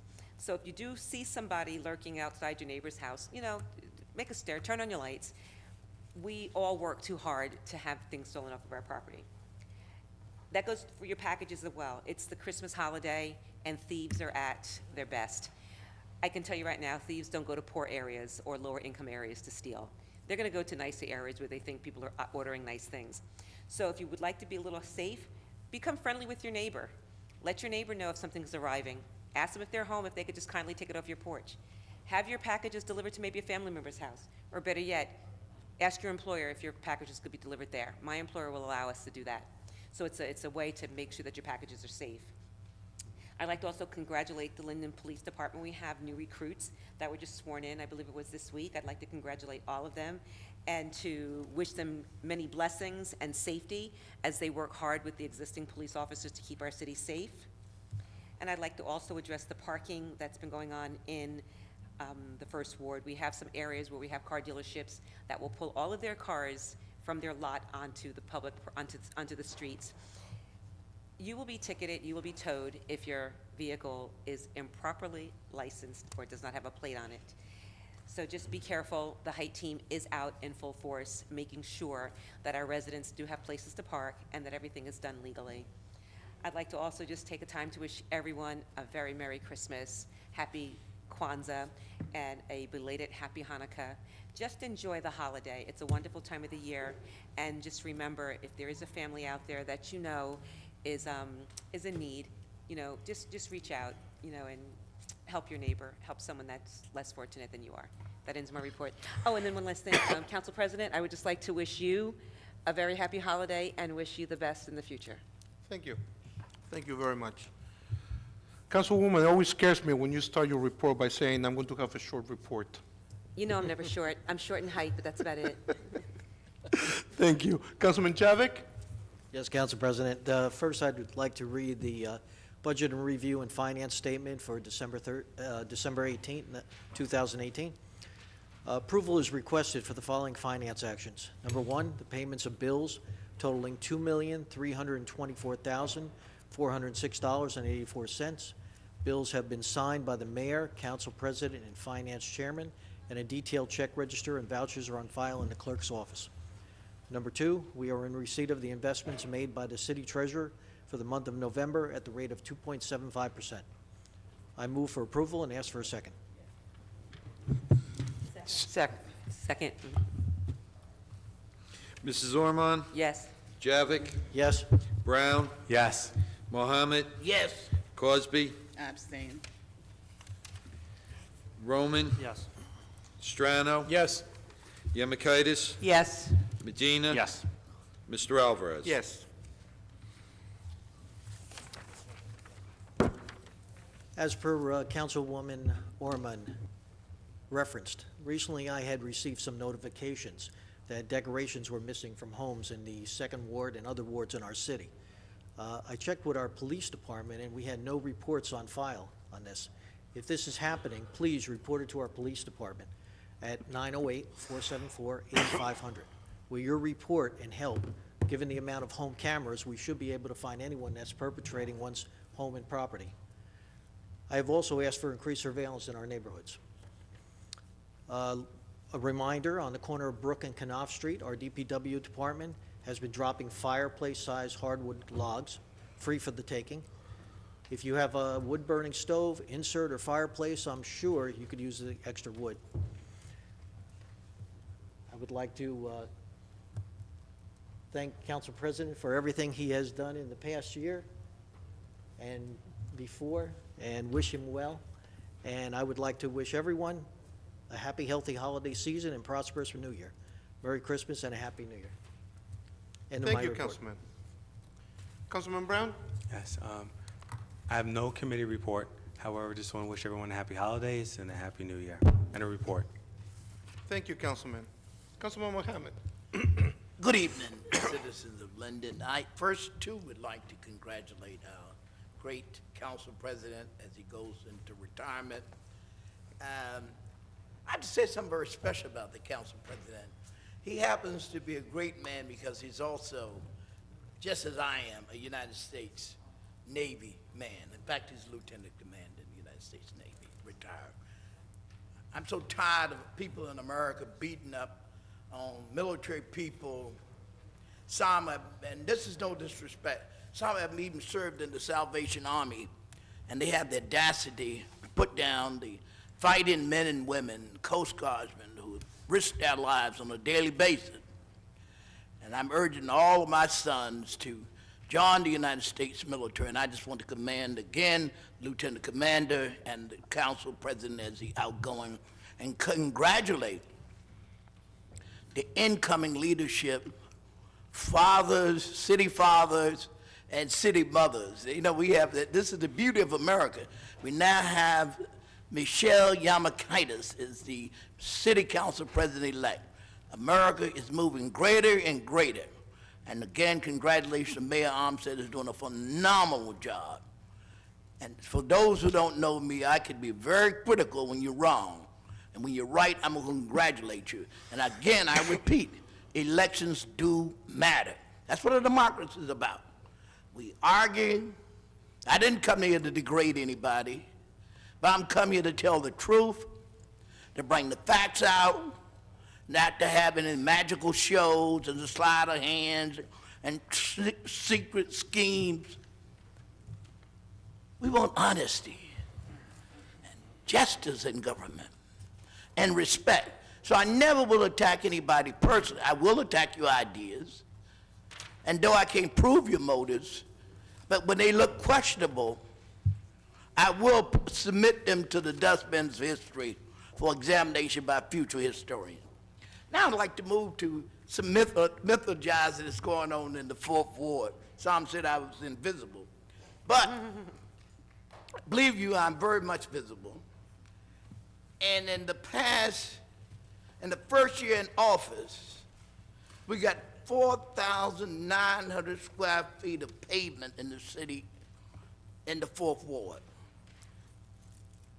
I know when I look at the Fifth Ward and see the phenomenal job. Say it again.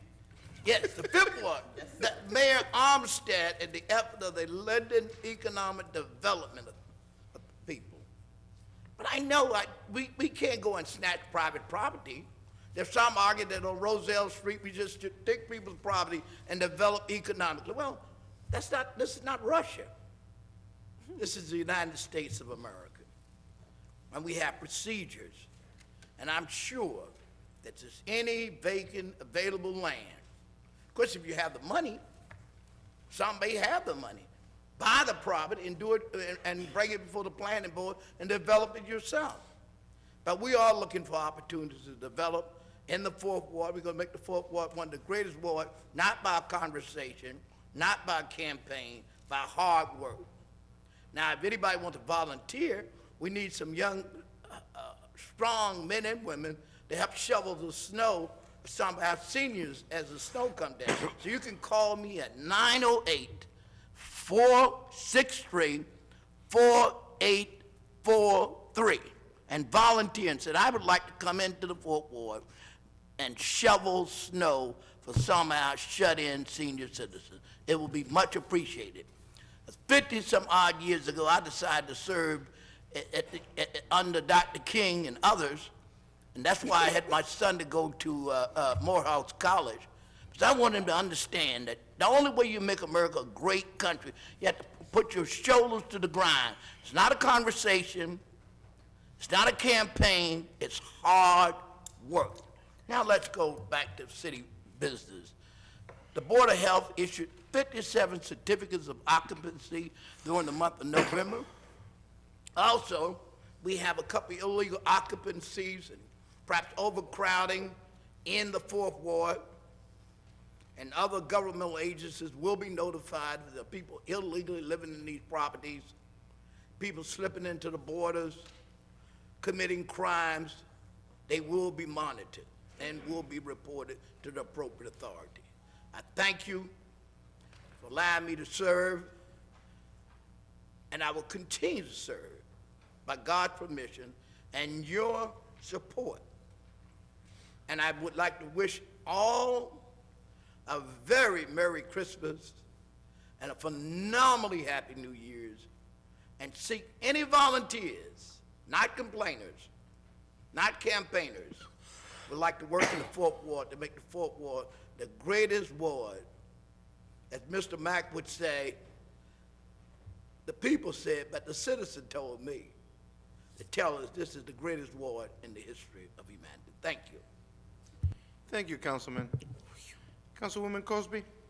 Yes, from the Construction Code Committee. I'd like to make a motion to approve the installation of streetlights at the following locations at the advice of the 10th Ward Councilman, the 2nd Ward Councilman, and the Mayor. The first one is pole number E63120LD, located at 1815 West Price Street. The second one is pole number 61099, located at 66 Melrose Terrace. Pole number 60485LD, located at 110 Carnegie Street, and I ask for a second. Second. Thank you. Mrs. Ormond? Yes. Javik? Yes. Brown? Mohammed? Yes. Cosby? Yes. Roman? Yes. Strano? Yes. Yemakaitis? Yes. Medina? Yes. Mr. Alvarez? Yes. In the Construction Code Office permit activity, the report is from November 30th, 2018. Permits and fees for November were $55,070, and this report can be obtained through the clerk's office if anyone is interested in the breakdown. I also wanted to just thank the Construction Code Committee for doing their due diligence and responding to the complaints. So they're in some of the summonses that are being issued when they go to court for the violations, property maintenance with the graffiti, property maintenance with high grass, truck body work, junkyards, and all kind of different things. So the department is self-sustaining, and we appreciate all the hard work that they do. And if you do see anything in a neighborhood that is, unkept property, if you don't want to contact the office directly, contact one of the members of council, and we will do the reporting on your behalf, of course, after we go and take a look to make sure that it's a valid issue. From the 5th Ward, I'm going to really keep my report as short as I possibly can, because I know we've been here for a long time, and so I promise. All right. I announced last month that we're going to do the survey and the calendar. They're both going to be forthcoming only because in my experience last year, I had issues with conflicts in other city activities. So my goal is to make sure that my activities don't conflict with any other activities. So I'll get the Board of Education calendar, I have the City Council calendar, and then I can move forward and do my calendar. But the community meetings will be on Thursdays for the quarterly meetings, and those are going to begin in March. The annual Stancy event was awesome this year, and I wanted to say thank you to the people who participated. Thank you to Sandy and the Mayor's Youth Commission for giving us the surplus of the toys, and we use those as raffle prizes. And that's the 2nd year in a row that they've partnered with us, so I appreciate that. I want to thank Council President Alvarez, and he's been a regular participant and partner of mine. Val Sweet's Delight, she did a marvelous job on the donated cupcakes. It was like 4 dozen. I want to thank my friend Josefina and the Linden High School students who came and volunteered at their own time. They came, they volunteered, they helped the children make crafts, they cleaned the area, and it was an awesome event. And especially, of course, thanks to Recreation for allowing us to do this program since 2003, before I was even elected on council. It's just something that we've done, and I want to continue to do that. I want to just make a special mention. We did Neighbor of the Year for Natasha. However, I want to give a favorable mention to Jay Sabilski. He's not in my neighborhood, but he is my neighbor from the city of Linden. And also he is a grandparent of one of the Hooked on Fishing kids. His granddaughter's in the club, and as most of you know, the club is run merely by volunteers. There are 2 certified leaders, myself and Sandy, but the parents also do an awesome job, and Jay was awesome this year. Like, he spent his own money, he helped the kids do a lot, and so we appreciate him. So Jay, you are a good neighbor, and thank you so much for all that you do. The last thing I want to just make mention of is that for the past 8 years, I've been trying to work with the people here to get us a sustainable, actual structured program for our young people in the city of Linden. And I'm pleased to say that in November, by the grace of God, I was identified a grant through the 21st Century Program.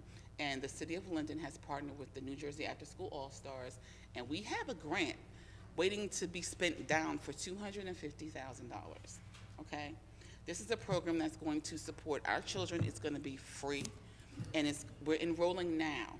So all of you who are watching who did not know about this, it's a thing, and we're trying to enroll as quickly as possible so that we can get the program started in the beginning of January. But I just want to ask Council President if you would allow the executive director of After School just to give a quick blurb on it so that she can leave. And so Mrs. Nicole Harris is here. She's the executive director of New Jersey After School All-Stars, and I want her to explain the program and where she is right now with getting enrollment and staffing. Okay, good evening, everybody. I'm Nicole Harris. I'm the executive director of After School All-Stars. We have Aaron Howard here with me. He is the site director for the Linden program. He's a Linden resident. He's also a Linden educator, so we're very lucky to have found him and have him working with us.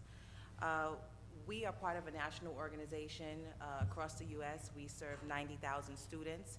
Here in New Jersey, I oversee after-school programming for 1,000 students.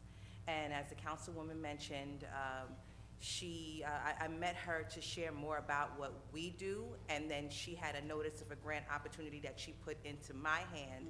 And when I left from that first meeting with her, I had a lot of work to do, and I had 4 days to write the grant. So we are awarded $250,000 of a reimbursable grant for after-school programming for the students of Linden.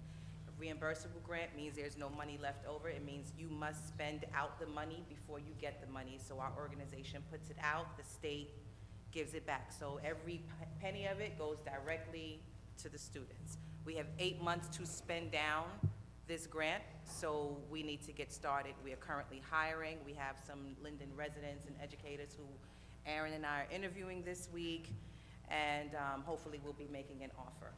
Here is our issue.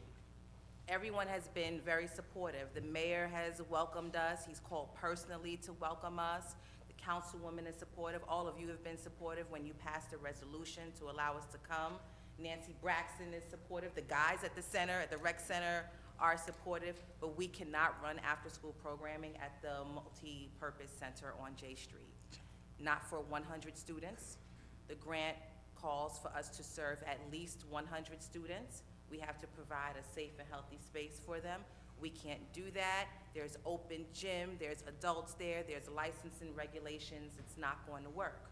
So, like I said, Ms. Braxton has been really helpful in trying to accommodate us there at the center. Today, we took a look at the Gregorio Rec Center, and it has everything that we need.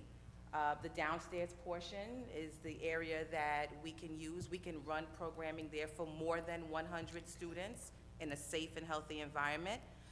Some of the programmings that we're slated to run for your students in Linden is DJ Academy. That's where students learn the business of music, they learn how to DJ, and they learn how to write songs. There is a music room at the Gregorio Rec Center. We can do that there. We have creative movement. There is a room downstairs that's similar to a dance studio with mirrors. We can teach dance and creative movement there. There is, we have Top Chef. It's a cooking program. There are 2 kitchens at this center that we could use. We have Creative Hands, where we teach students how to, there's pottery, we teach them how to design clothes. This was made by my students. It has my name on the back, it's all cute. Aaron's new, he's rocking his swag. Our students make this, is what we teach them. There's a crafts room downstairs. We can use that space. So we need that space, and we need your support. I don't know if it's your voice saying, hey, give them the space. I don't know who it is, but I need them to say yes, because your students deserve this opportunity, and we're employing people from Linden, so your residents deserve this opportunity as well. So we're here to say thank you, and we're here to say we need your help. We're asking you to approve this space for your students. Thank you. Thank you. Thank you. Congratulations, Aaron. I'm sorry? I said congratulations. Thank you so much. Good for you. Thank you, Councilwoman. Over what, over this? One question. What is the age group? We're serving students in grades 4 to 8. So we're primarily recruiting from McManus because Seoul already has a program, and then we are pushing it out to other students, well, other schools. We've gotten a big response from parents already. They call early in the morning and late at night. Ms. Cosby, finish up your report, please. Okay, sorry. Thank you very much for coming and for your time. I'm not gonna do any more reporting because I promised that I was gonna keep it short, but, I mean, I'm looking forward to the program. Stop doing that, George. And, for those who celebrate Christmas, Merry Christmas. And if anyone needs to contact me, my telephone number is 908-718-7933. Or you can send me an email at the city email, rcosby-nj.org.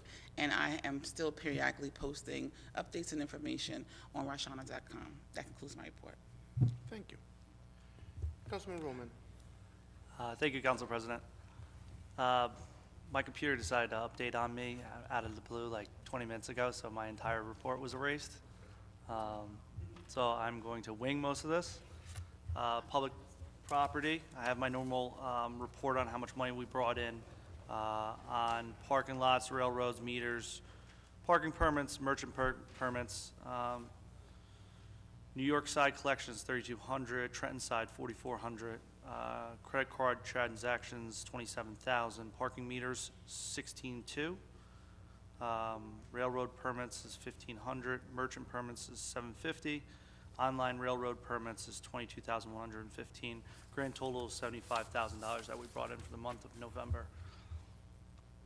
From the fire committee, I would just like to state that the ambulance reimbursement for the month of November was $64,052.84, bringing 2018's total deposit to $752,981.10, which is going to be, after next month, more than we brought in last year, so that's excellent. Fire Prevention Bureau collected the following monies during the month of September 2018. Permits, fees, penalties, fire prevention. Its total money is about $5,000. I just wanted to read that out loud. Thank you for everyone who prepared those. Rebecca Street out there near the old GM property. Last month we put up a light, and there should be a light coming very shortly to deal with that issue you guys are having on that dark part of Rebecca. Our solar field, there's some good news and on the solar field, and I'm 100% confident that we'll continue to move forward. I look forward to working with the committee, see this come to a fruition, and make sure we get a good, solid bang for our buck down there. Just to add on to that landfill committee, I was the chairman of the landfill committee in my first year here on council, and it seems that I will be the last chairman of the landfill committee, as it's going to be brought into engineering, which it should be anyway, because it's it should be under engineering, it shouldn't be its own separate thing. So I know Councilwoman Cosby mentioned that years ago. I'm glad to see that happening. The timing on Wood Avenue, the lights are about done. A meeting was had today. I'm so excited about this. A lot of people worked on this, and within a week or two, you can see these lights getting retimed. So I'm excited to see this. This should go a long way to alleviate our issues traffic-wise on Wood Avenue. I'm very optimistic on that. I've gotten a lot of calls about leaves. People saying their leaves aren't picked up. I'm 100% certain as I drive the ward every single day that our ward in the 6th Ward has been passed twice, and that DPW has done a phenomenal job. Has picked up our leaves twice. I did drive around again today, and I saw that new piles are being put out. I will stay on DPW, the entire city, and I will promise you that they will continue to be picked up as long as they are. There is supposed to be a deadline, but put them out as soon as possible you can. I saw people getting their leaves out. I know we're all busy. Get them out on the street as soon as possible, and I will continue to make sure that they are getting picked up. East Morris Avenue was repaved a couple months ago. It hasn't been repaved since 1982 or something like that. I was so happy to see it done, but we are having a problem with the pavers over there and water sitting in front of a couple houses. It is my opinion that the contractor did not do a sufficient job, and that I will be working, and I know Frank, Dan, and our engineer in engineering, Joe Kroback, were down there yesterday. It's a difficult situation. Be patient. We're going to get that contractor back out there, and we're going to fix that for you regardless. Linden Cultural and Heritage tree lighting was December 7th. I know it was mentioned before. I just want to thank the Valvano family who came out and gave me a hand with the s'mores. And thank you to everyone that volunteers in the committee, everyone that takes their time, countless hours. It's not easy. I've been doing it as well, and other members up here have done it. It's not an easy task. It's sometimes a thankless task, but our best nights and days come from the Linden Cultural and Heritage Committee, and they do a phenomenal job, and I'm excited to see them continue to do that. Tomorrow and Thursday, I'll be finalizing a list of 3 houses I'm submitting to the Linden Cultural and Heritage Committee for our holiday decorating contest. So if you're listening, please turn your lights on Thursday and Friday. I've revised my list a couple times already because people keep adding more lights, and I'm like, oh, this house is better now. So please continue to do, please have them on for tomorrow. I'm going to be driving around. This ends essentially my first year on council. I really want to thank everyone for your support. I want to say that it's been an extremely insightful experience. I've learned a whole lot, and again, I sat up there for years talking, and once you get up here, you realize you learn even more. Even if you've been here 10 years, sitting in this audience or watching these meetings for 10 years, so I want to thank council for helping me. I want to thank my residents because they're some of the most amazing people I've ever met. Woodlawn and Clinton Street is still having massive problems, and with speeding and with trucks coming down it, it is an everyday thing for us. Car accidents. So I look forward to working with this incoming council as well as the police department next year to get serious and fix these problems that every single resident that lives on that street and drives on that street is having. So thank you for giving me the honor to serve you in the 6th Ward. My favorite thing about it is getting to help people every day. So I will continue to do that in the new year. If you need to reach me, my phone number is 908-494-5784. And Council President, one last time, that concludes my report. Thank you, Councilman. Councilman Strano? Thank you, Council President. I have a report prepared for the Personnel Committee. And I want to thank those in the Personnel Department that curtailed it, or should I say edited it to the point where I won't be reading a million numbers. We're just going to go with attached sheets when we get to that part.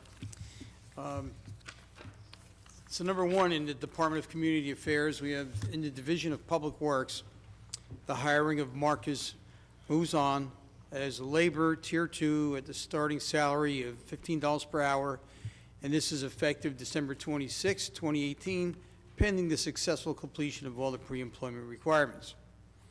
Number 2 is in the Department of Public Property and Recreational Services. The Division of Public Property, A is the hiring of Keshawn Glover as a laborer, Tier 2, at the starting salary of $15 per hour, effective December 26, 2018, pending the successful completion of all pre-employment requirements. B is appointing Frank Dan, the acting director of the Department of Parks and Recreation, at no additional compensation. C is the approval of the seasonal list that's on file in the city clerk's office. Item 3, Fire Department. A is permission for Fire Captain Wayne Hans to cancel his application for retirement, as it is within 90 days of his current scheduled retirement. This request is made per city policy. B is the approval of 28 donated sick days to employee number 107871. Item 4 in the Finance Department, Division of Treasury, is the permission to hire Brenda Salas as a Clerk 1 at the starting salary of $34,538, effective December 26, 2018, pending successful completion of all pre-employment requirements. Item number 5 is the Department of Social Services. Is permission to post for a full-time clerk at the annual salary of $34,538, both internally and externally. Item 6 in the personnel, one is approval to carry over the 2018 vacation days to be utilized no later than March 31st of 2019 for the employees on the attached list. And 2 is the approval of the FMLA and JFLAs as per the attached list. I move for approval, and I ask a second. Second. Mrs. Ormond? Yes. Javik? Yes. Brown? Yes. Mohammed? Yes. Cosby? I abstain. Roman? Yes. Strano? Yes. Yemakaitis? Yes. Medina? Yes. Mr. Alvarez? Yes. Okay, I'd like to, at this moment, wish Council President George Alvarez success in his future endeavors and thank him for his service, not only to the city of Linden in the past 4 years, but also serving our country. I know you're not retiring, George, but I'm sure we'll see each other in the future. I wish I could retire. Me too. I want to wish everyone a happy holiday season, and at the risk of being politically incorrect, Merry Christmas and Happy New Year. A happy, healthy, and prosperous New Year in the future. And that concludes my report, sir. Thank you, Councilman. Councilwoman Yemakaitis? Thank you, Council President. I want to start off by wishing a happy 80th birthday to my buddy and former council member, Councilman Bob Sadowski. He had a special celebration with his family this past Sunday, so I want to wish him the best of health and many more years of happiness. Stolat, Bob. Okay, I was also asked to mention Folis is once again going to be selling their 2019 calendar, which will feature 128 photos of cats and dogs, which have been adopted. So if you're thinking of buying a calendar, it's a good cause. It's $20 for the calendar, and it does go to support the Friends of Linden Animal Shelter. If you're interested, you could either go down to this shelter on Range Road, or you could email them at folissales, that's all one word, @gmail.com, or the telephone number is 908-718-7163. I want to take the opportunity to thank the volunteers from the Mayor's Youth Commission, the Linden VFW, some of our neighbors, especially Tyler Horse, and my family for helping out with our annual visit from Santa in the 8th Ward. Special thank you to Phillips 66 Bayway Refinery for their donation of cakes and goodies to their 8th Ward neighbors. I was the first council person to ever establish the visit with Santa, and you know, it's something I really enjoy doing, but I also have to make a special thank you to Santa Claus. He's been doing this for many years, and as many people say, you know, volunteers, he's very happy. He got promoted as a volunteer. He's now doing a citywide event, so he's very excited about doing the tree lighting and Halloween parade. So thank you, Santa, for all your visits to the city of Linden this year. I also have to thank Sandy Vasquez. She's my right-hand person that's always there for me to help out. This year we did something else. We had such a success at the mayor's pancake breakfast with the Mayor's Youth Commission for the Breakfast with Santa that we decided to make pancakes also. So it was a big hit, so we look forward to doing that again in the future. So thank you, everyone. And as I mentioned last month, the paving in the 8th Ward is going to be delayed until spring of 2019 due to the rainy season we had this past fall, as well as the cold weather setting it early. So it's to our benefit to wait. As Councilman Roman mentioned, you know, he had an issue with some of his paving jobs. So, you know, basically, a lot of times it's the same contractor. So it's better we get all this straightened out before we move ahead. So you could look forward to the spring paving. I also want to take this opportunity to thank the residents of the 8th Ward for allowing me to serve as your councilwoman for the past 13 years. Many of you are no longer just my neighbors, but are my family. I thank you for welcoming me into your homes. My door and my phone will always be open to you. It was truly an honor to serve as your councilwoman. January, I will be opening up a new chapter in my political career in Linden, and I look forward to serving not only the 8th Ward residents, but every resident in the city of Linden, as well as working with the mayor and the council members. So if anybody would like to call me or reach out to me, my number is 908-925-2309. And I wish happy holidays to everyone in Linden. Thank you. Thank you, Councilwoman. Councilman Medina? Yes, thank you, Council President. Good evening, everyone. I do have some reports here that I absorbed from Councilwoman Hickey, who had to leave prematurely. So just be patient with me. A couple of reports here from the city clerk's office. It's actually November 8th, last month. The following license and permits and transcripts issued by the city clerk's office during the month of October 2018 and fees received have been turned over to the municipal treasurer of the city of Linden. 105 birth, death, and marriage transcripts, 25 marriage civil unions licenses, 4 miscellaneous revenue, 161 EDRS vital statistics, total transaction 295, total revenue for the city $4,306.73, and state revenue $625. Again, this report is for November 2018. I'm not going to read the verbiage, but 53 birth, death, and marriage transcripts, 26 marriage civil union licenses, 2 miscellaneous revenue, 1 bingo/raffle, 202 EDRS vital statistics, total transaction 284, total revenue to the city $3,925.13, total revenue to the state $650. Also, the city clerk licensing division is submitting this monthly report for the month of October 2018. This office issued 13 dog licenses and 82 miscellaneous licenses and collected $4,147. And for the month of November 2018, they issued 14 dog licenses and 7 miscellaneous licenses and collected $280. That completes that. Thank you.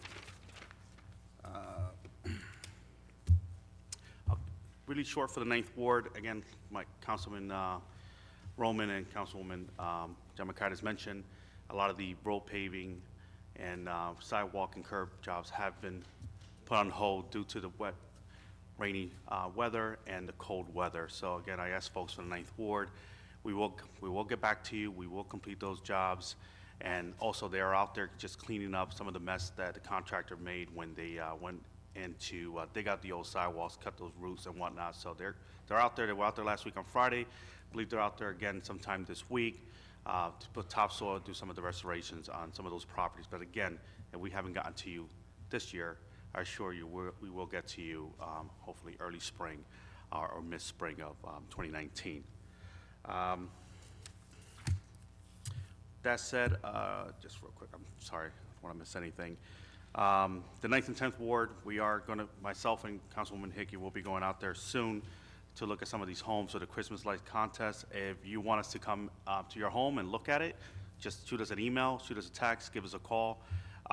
provide your address, and we will make sure that we get to your home and submit your address for consideration.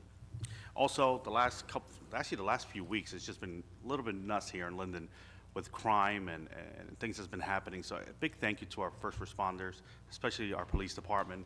As most of you guys all know, on Sunday there was a carjacking attempt. It wasn't an attempt, it was a carjacking at ShopRite. And our police department did a great job at taking care of that issue. But it seems like around the holidays, a lot of things are highlighted throughout the country, and especially in Linden, we do get a lot of traffic through that 1 to 9 corridor for a lot of folks that travel into Linden. They just don't want to do any good. So I tell folks, you know, when you read this negative press, 85%, I'm just putting a number here, but 85%, in my opinion, are outsiders coming into Linden committing crime, robbery and whatnot. I think we got a great town. We got a lot of great people. We're not innocent here. There's going to be crime even from local residents and whatnot, but the majority of our crime are from outsiders, and our police department do an amazing job tackling these issues. And I think they're putting out a really strong message out there to anyone who's thinking of coming into Linden and committing a crime here in Linden. So with that being said, I just want to wish everyone a happy holiday, safe holiday. And for the last time, Council President, that concludes my report. Thank you. Thank you, Councilman. Mayor? Yes, good evening, everyone. I'm going to try to keep my reports brief because in 2 weeks we'll be having a reorganization, and I'll probably be outlining all of the accomplishments that we had and some of the projects that we'll be listing going forward. But for starters, I'd like to let the public know that the use and occupancy agreement has been signed with a company called Aries Industries. Aries will be processing sludge at the Linden Roselle Sewage Authority. And the revenues that it's going to bring to the city is somewhere near $370,000 annually. It's a good project. We hope that it's successful, and I believe it will be successful. And it will be, I think it will encourage other municipalities to bring their sludge to Linden as well for processing. In that same area, which is on the other side of the turnpike, Advanced Greek, who is bringing in a 4.1 million square foot of warehousing, has begun the construction of a bridge that will allow them access into their facilities. And we're very happy to see the progress that they're making. Again, this is a private developer, and it's amazing how fast developments can move along when they're not governmental and they're done with private money. This particular development will bring added and needed tax relief to our citizens in Linden.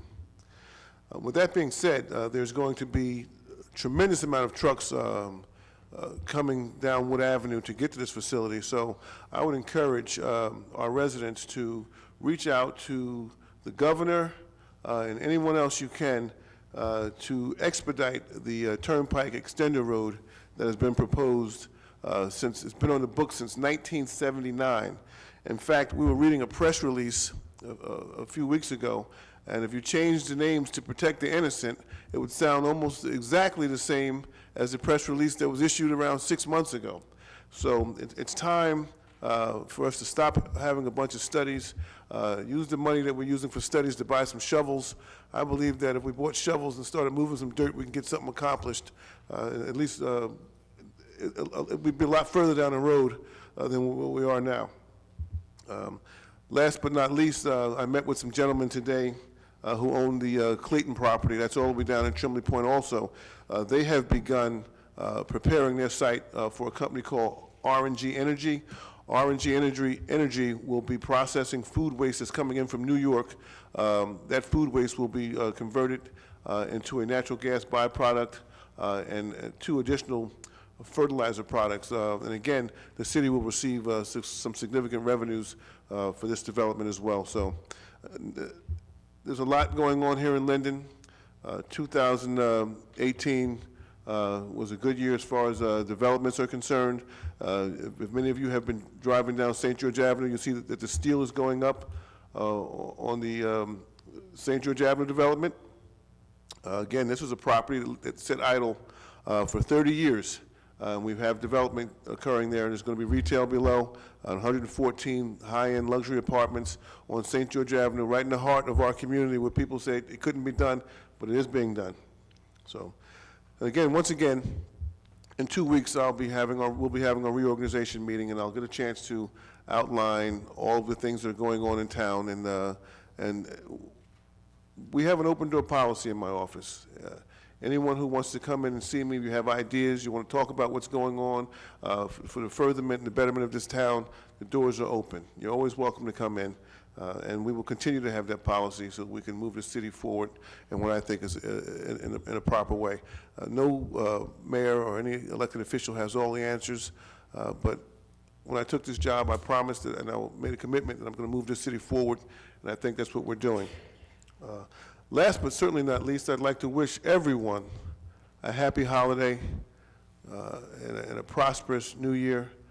I'd like to wish my colleague, Council President George Alvarez, the best.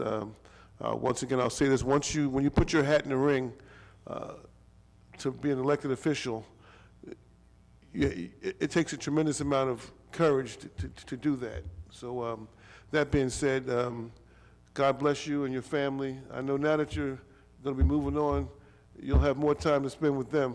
You can aggravate them, okay? Yes, sir, I will. God bless you, sir. And, Thank you. And Thank you, well, Mayor. we wish you the best, okay? Thank you. God bless you. First, I would like to wish a happy birthday to our deputy clerk. No, 21, right? Also, I would like to wish everybody happy holidays. Have a prosperous new year. 2019 is looking better than 2018 was. At this time, we're moving to resolutions 2018-429 through 2018-445. Does anybody want to make any comments on any of them? 433? Anybody else? Mr. Halloran? 36 and 437? Yes. Malik?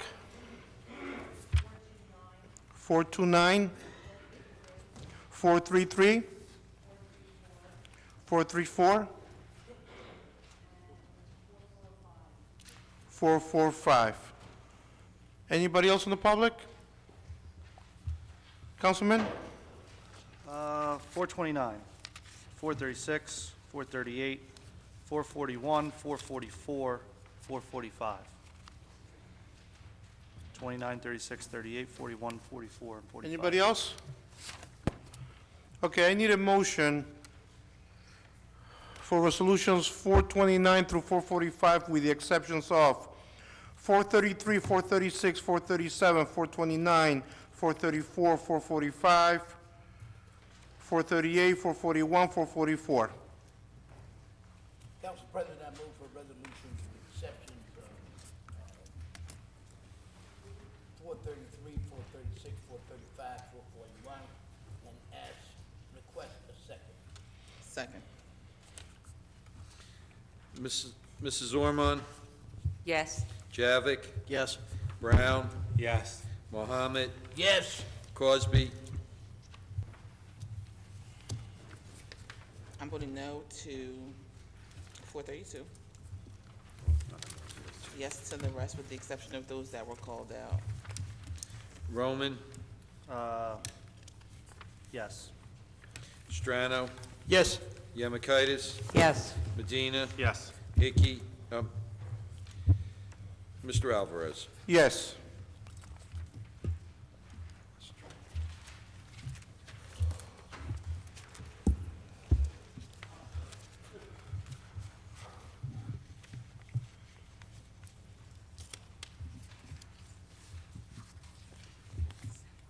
Evening, guys. I'm back again. I'm Hans Herberg, 51 Westover. Just had a question about the juvenile detention center and future use. Have anybody ever thought what's future is going to be? Are they going to tear it down, or? I mean, that's a big question, though. That's county property, but the mayor put a resolution, this resolution. Mayor, can you explain exactly what we expect from this? Well, when this detention center was first proposed, we entered into an agreement with the county that the city would be given certain, I would say, benefits. Now that they're closing it down, we just want to make sure that it's used properly, and the city will realize the maximum potential for that particular property. You have to understand that that land could have very well been something else. It could have been warehousing, it could have been used for industry, and we could have received some significant tax revenues from that land. But instead, we allowed for a juvenile detention center to be built. And the taxpayers are really on the hook for this thing, not just in Linden, but throughout the county. So, you know, we're just having a resolution basically telling the county that whatever you do, we would like to have some input, and we want to make sure that the residents in Linden and the county get the biggest bang for their buck, considering the tremendous amount of money that has been spent there.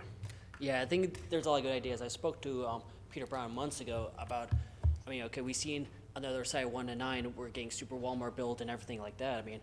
I mean, I know headquarters for the PD's all the way down in downtown, but I know we're saying, why not just tear down half the building, you know, where the administrator is? Why not build a substation? I mean, because a lot of, you can't have everyone go at once, though, but maybe a substation, maybe you guys can share with the county sheriff or highway patrol. I mean, something with multi-jurisdiction, you know, maybe you guys can use that. I mean, have a substation, because, I mean, the front building's administration looks good, but maybe tear down half the prison, or, I don't know, whatever's appropriate use, though. I mean, or maybe talk to the residents, see what's best interests, you know, something that can save us money.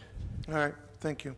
Mr. O'Halloran, you have a question on 433? I got 432, I'd like to go for 432. Or 433, sorry. This one. Yeah, on 433, I was aware of the fact that they're closing this down and they're going to ship these people up to Essex County at our cost anyway.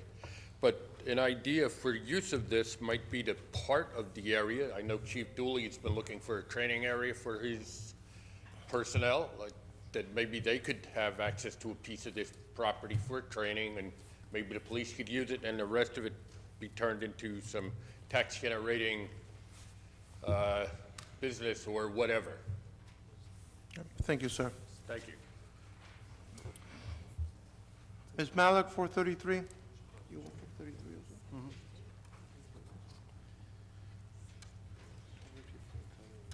also? Most of my questions are answered, but where is this actually located? It sounds like it's prime land. You know where the Walmart is right now? Yes. Avenue C? Yes. You go down there, you make your first left.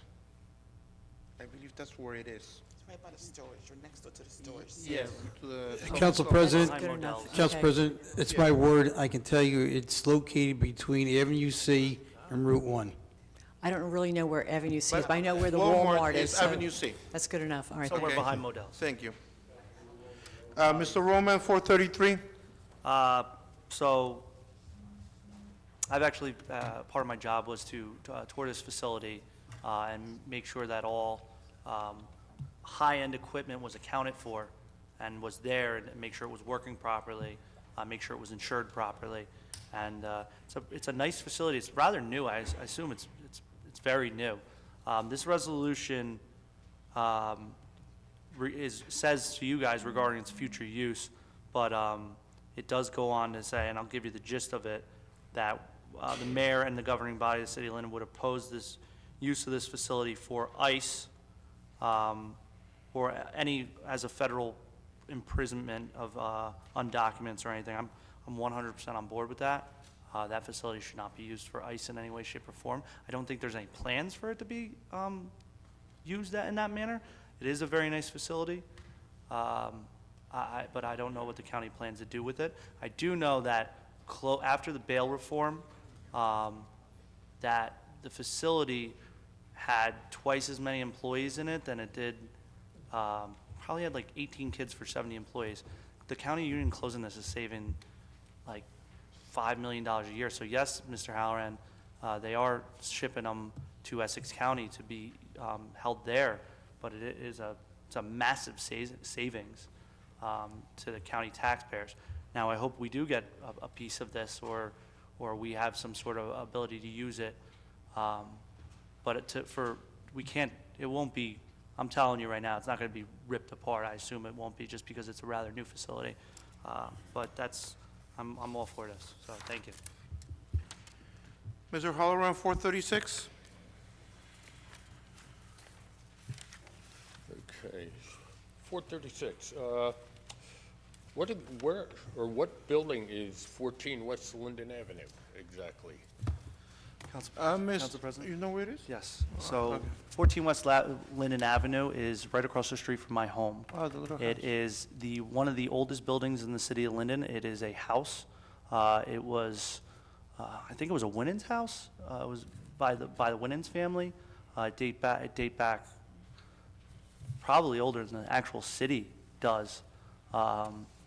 The government of Linden, I assume, is asking for a redevelopment. I know we put this resolution through and there was an issue with it, so we are now asking the planning board to review it again, and that's what this specific resolution is doing. The city's trying to deem it as an area in redevelopment. I can tell you that the house is not in the same shape it was once when it was, built, and it doesn't necessarily look historic, but it is the building directly next to the Linden Auto Body, which I put that board up on right at the train station. So this house, its backyard is the train station parking lot. I assume the city is trying to entice a developer to fold that into the decrepit auto body so that they have a bigger space.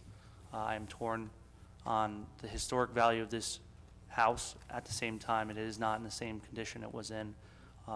I will vote for this only because I want to see where it's going to go. I sure will not, and I will fight the whole way to put a daycare there, which is the proposed plan right now. I think it could be a better use for our transit village than a daycare. I don't like necessarily having kids outside having playtime near a train station. A train station has previously been reported by the federal government as a target, and it's just, I live there. I wouldn't put my kids outside there personally, as of right now. And it's just, it's not a good use for it. But I will see where this goes. Thank you. You're welcome, sir. Council President, I make a comment on this. I hope it's not about the daycare. I'm sorry, so everyone gets to talk what they want to talk about, not you tell me No. what I talk about? No, but that's not the question, it's not in the resolution. Forget it, George. It's your last meeting. I'll wait till next month. Thank you. Mr. Halloran, 437. Yeah, my question is, where exactly are Blue Acre sites in Linden? Mr. Dan, 437, this is agreement with the New Jersey Department of DEP on the Atlantic Basin, Hudson River Roadway Basin for flood control purposes. Will this be, that would be 7th Ward, right? Right by the turnpike? Yeah, Mr. Strano's ward, yes. Some of the properties were bought, and Mr. Roman's ward, some of the properties were bought with Blue Acres funds that were flooded, and will be turned into a passive recreation type facility. Okay, thank you. Ms. Malik, 429.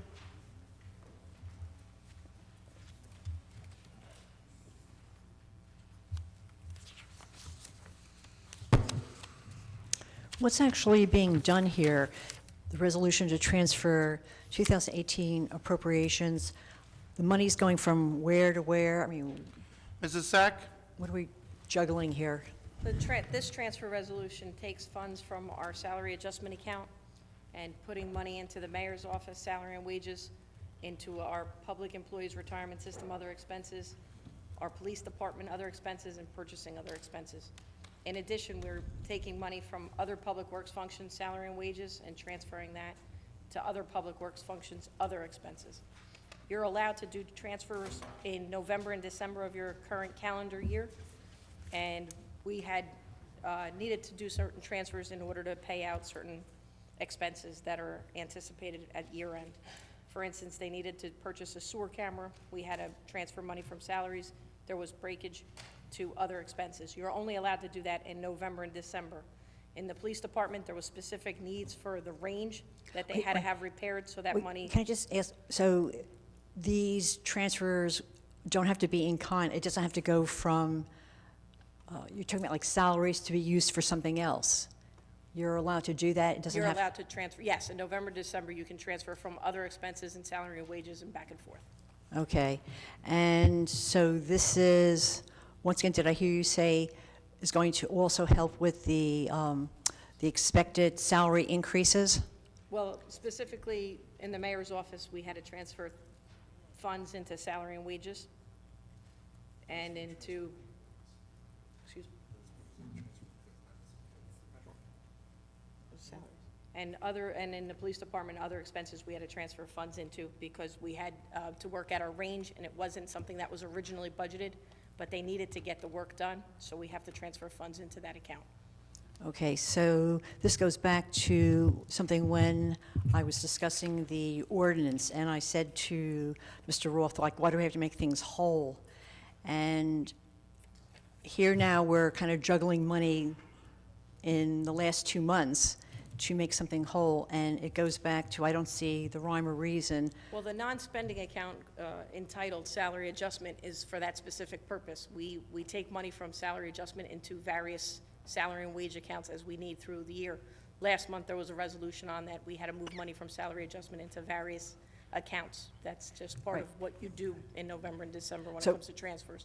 Right, but what I'm saying is, we're doing this in November, December, and we're doing things kind of retroactive to go back to the beginning of January 1st. And it doesn't seem logical, and that's why I was challenging what is the reason for being able to do something retroactive. So, we're doing something now for things like, hindsight. And so it just doesn't make sense, that's all. Every year. We do this every year. And this, in fact... Can I speak a little louder, please? I said, we do this every year. In fact, if my memory serves me correctly, you were here, you asked the same question last year. We do it every year. So humor me. Okay, okay. Okay, fine, I said my piece. Mr. Roman? Thank you, Council President. 429, it just says to you guys resolution for transfer to 2018 appropriations. There's a couple things, as our CFO said. Some range equipment, there's a transfer from salaries to allow the into monies, I think it's like a 19 grand, that allows the DPW to buy a sewer camera, because apparently ours broke. I have to vote no for this because it's kind of carefully contracted to throw, it says that to you, but it also includes the money that I oppose being given out. Not that I will say this again, I don't oppose the mayor getting a raise. I wish I was consulted about how much it was, but we're beyond that now. Do not oppose crossing guards or anyone else getting 2.5% raise. I do not oppose a chief of staff either, actually. The mayor, our mayor, uses his position as a full-time mayor, and the city of Linden actually doesn't have a full-time mayor, and I'd like to make sure everyone knows that. Danny, you don't have to laugh at me. I appreciate it. I believe that the city should change. Councilman. I believe the city should change this to a Councilman, full-time mayor. The resolution, stick with the resolution. But this money is going to be changed into the account for the mayor's salaries, and I opposed it before, and I just want to be consistent and oppose it again. Thank you. Excuse me, Council President. Yes. I just wanted, for clarification, Councilman, all elected officials, the mayor and all the council people are considered to be full-time. No, we're not. Yes, they are. Yes, you are. Where? All council people and the mayor are certified to the state as full-time. Thank you for telling me my last 2 weeks. Council President? So do I get a bonus? Okay. Ms. Malik, 434.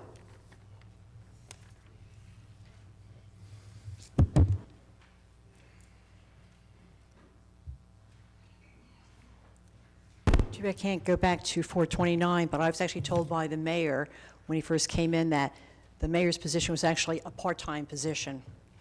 So I don't know when this was changed over. What number are we addressing right now? 434?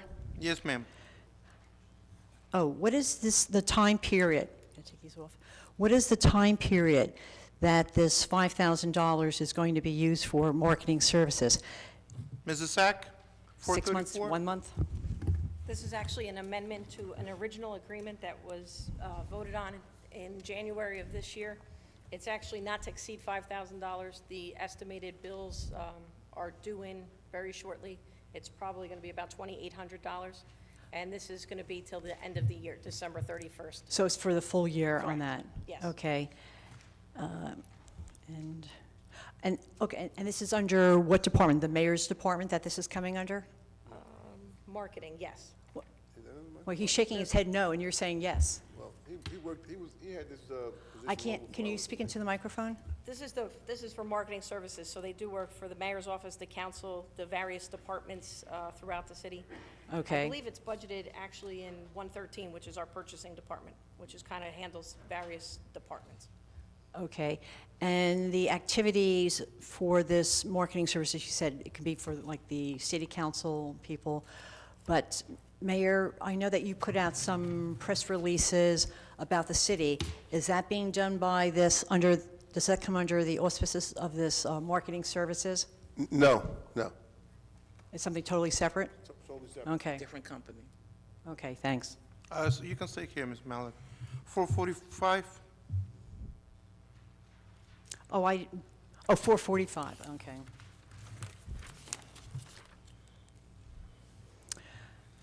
What I don't understand is we're appointing this Nicholas Pantina and starting January 14th, but then I'm a little confused. It says until his successor has been appointed and has certain qualifications.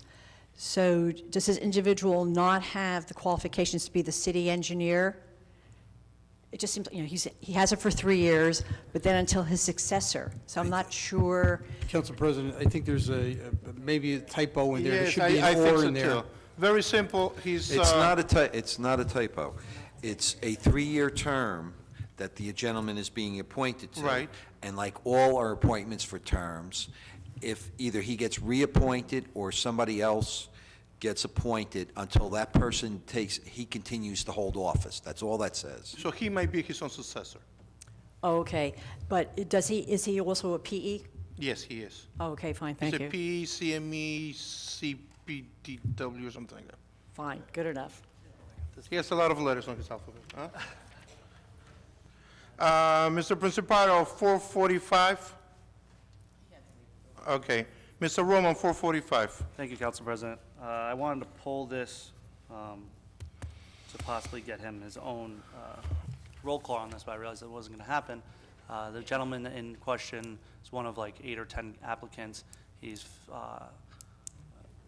very, very qualified, has worked on major projects around the state and out of this state, and also has previously worked for NJ Transit, which I'm very excited to have him in here because we have a lot to be done with NJ Transit. So I've met the gentleman.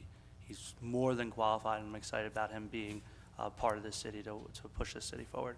And I think that goes for everyone on this board. Thank you. I don't want to speak for everyone on this board, but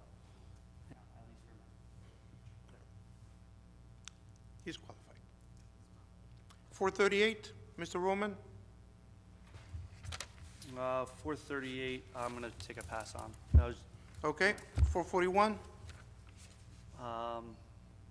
wanted to pull George.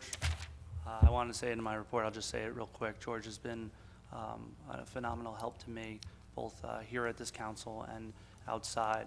I met George 6-7 years ago, and every single Monday, this guy's out helping disabled children in soccer practice, and if you sit down and how he interacts with these children, it's just an amazing sight. And George, again, I said this exactly the same when I got sworn in, but you are one of the most phenomenally moral human beings I know, and I'm going to miss you, buddy.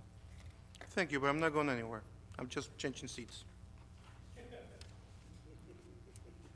Anything else, sir? You're making me cry soon. That's it. Come on. I'm good. Okay.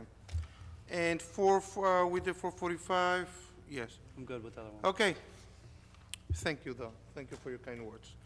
Can I have a motion, please, for 433, 436, 437, 429, 434, 445, 438, 441, 444, and 433? I said that already.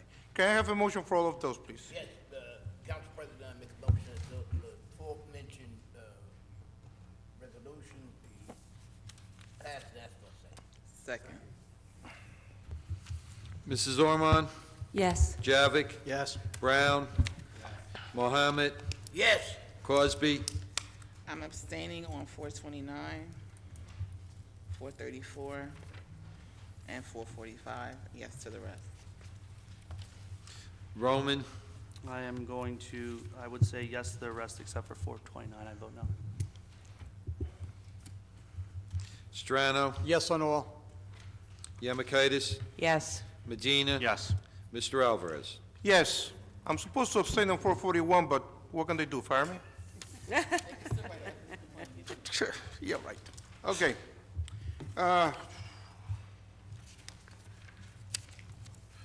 We have no ordinance first reading, so we're moving right along. Okay, at this time, we're going for comments from the public.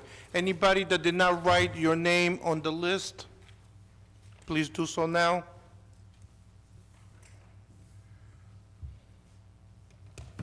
Before I start calling the names, I would like to announce our newly appointed city engineer, who just happened to graduate from NJIT.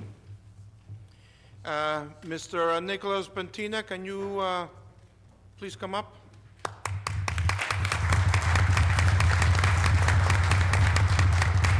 Mr. Pentina, if you want to bring your family up, somebody will hold the Bible for you, have the rest of the family here. This is your son? Yes. Future engineer? Don't say no, don't say no. NJIT grad. Oh, really? Congratulations.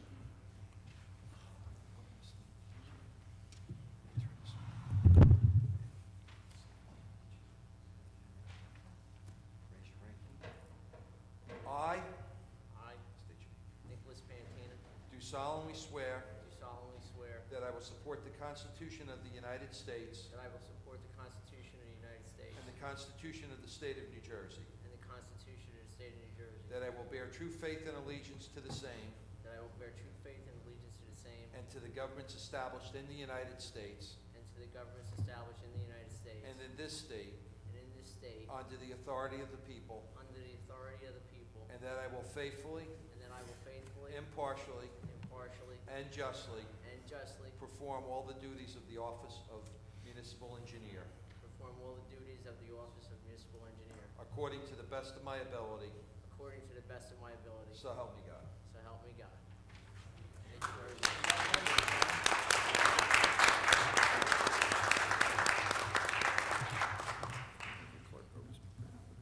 Always prepared.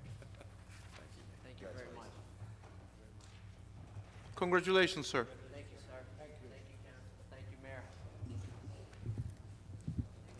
Well, congratulations. Thank you very much. Congratulations, Nick.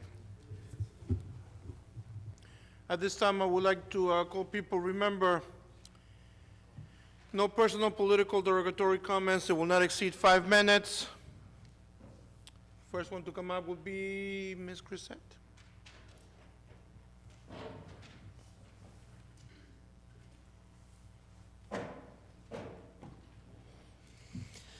Good evening. Tanya Grissett, 422 Southwood Avenue. Sorry, I'm trying to bring up my notes. I didn't have a pen in my head tonight. First, I believe it was Ms. Harris that was here earlier today that spoke about the After-School All-Stars program. I did share some of this at the PTA meeting and holiday concert last week at Seoul Middle School, who currently does have the 21st Century program. It was brought to my attention under some parents that the program is capped. So they were concerned that this program was interfering with what was going on at Seoul already with 21st Century. So those parents came to me after the meeting. I was able to provide whatever information that I had about the program. So, those parents that I guess were capped and were on a waiting list, I did give them the information, so hopefully those applications are coming in. But I wanted that to be made aware to any other parents over at Seoul Middle School. I was surprised to hear tonight, I believe it was Councilman Javik, about all the social media comments and concerns about theft off of our properties that wasn't brought to the police department's attention. Everybody goes to social media. Nobody goes to the police. So there's a lot of positivity and negativity on social media. And I think coming to these meetings, it takes a lot to get up here to speak, whether it's positive and or negative. So I would encourage and hope that, council would encourage more people to come out to these meetings, as the Board of Ed meetings as well. It was brought, I think, Councilman Roman brought up the lights on Wood Avenue being synced pretty soon. I was actually happy to hear that, because we all know, especially this time of the year, traffic's even worse on Wood Avenue. But I will say one thing, with the contest going on, I don't know if it's just the contest or if I just overlooked all these holiday lights in these past few years. Driving through some of the side streets to avoid Wood Avenue and Style Street, I really noticed a lot of lights that I just told my husband tonight, we have to go out after the holidays and get some lights for next year because we want to decorate the house. So, contest or not, we'll be decorated. My light's always on, but we didn't decorate outside this year, John. Got a day. Okay, and finally, I know we were told about not bringing up politics and elections and things like that, which I won't do.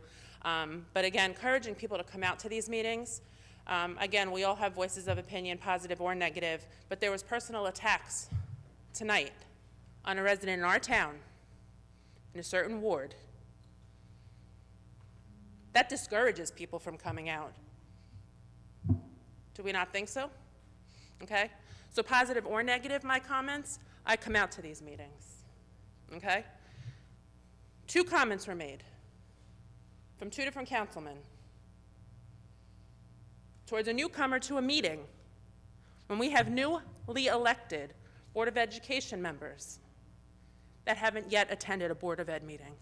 Happy holidays, everyone. Thank you, Ms. Crusade. Happy holidays. Ms. Halloran.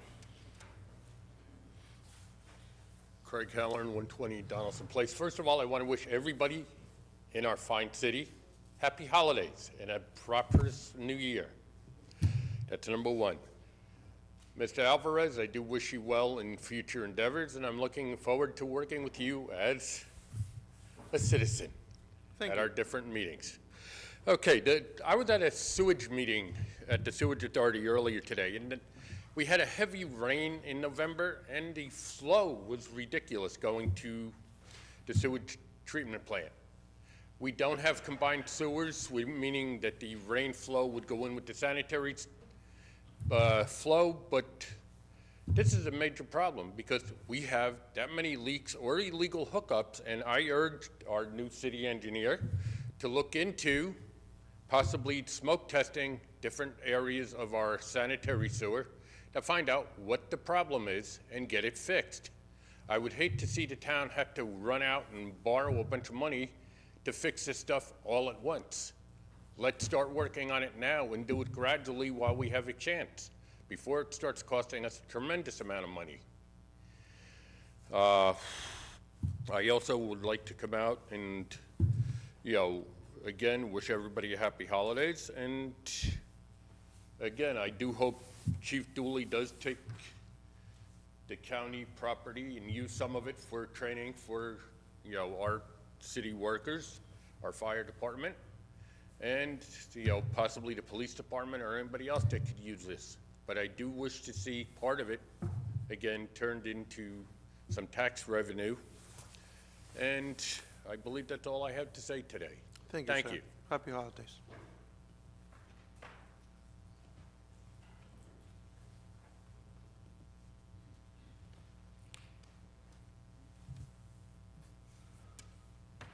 Mike Ginter.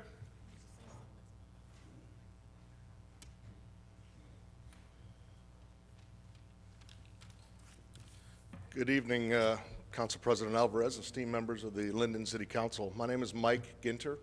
I'm the Vice President of Airports for the Aircraft Owners and Pilots Association, and I came here from Washington, D.C. to be with you fine folks. Aircraft Owners and Pilots Association represents 330,000 pilots and aircraft owners throughout the United States. AOPA has been around for 80 years, and we've helped communities like Linden support their airports with a fairly vibrant engine of aviation, which I'll describe in a moment. We've helped build a vibrant aviation community throughout the United States to include pilots, flight instructors, flight schools, mechanics, dispatchers, all the airport infrastructure, construction industry. It's an incredibly vibrant industry. And we've helped create that in the United States, and it is actually the envy of the world. We have a freedom to fly in this country, and it's something that's worth protecting, and my company is dedicated to doing that.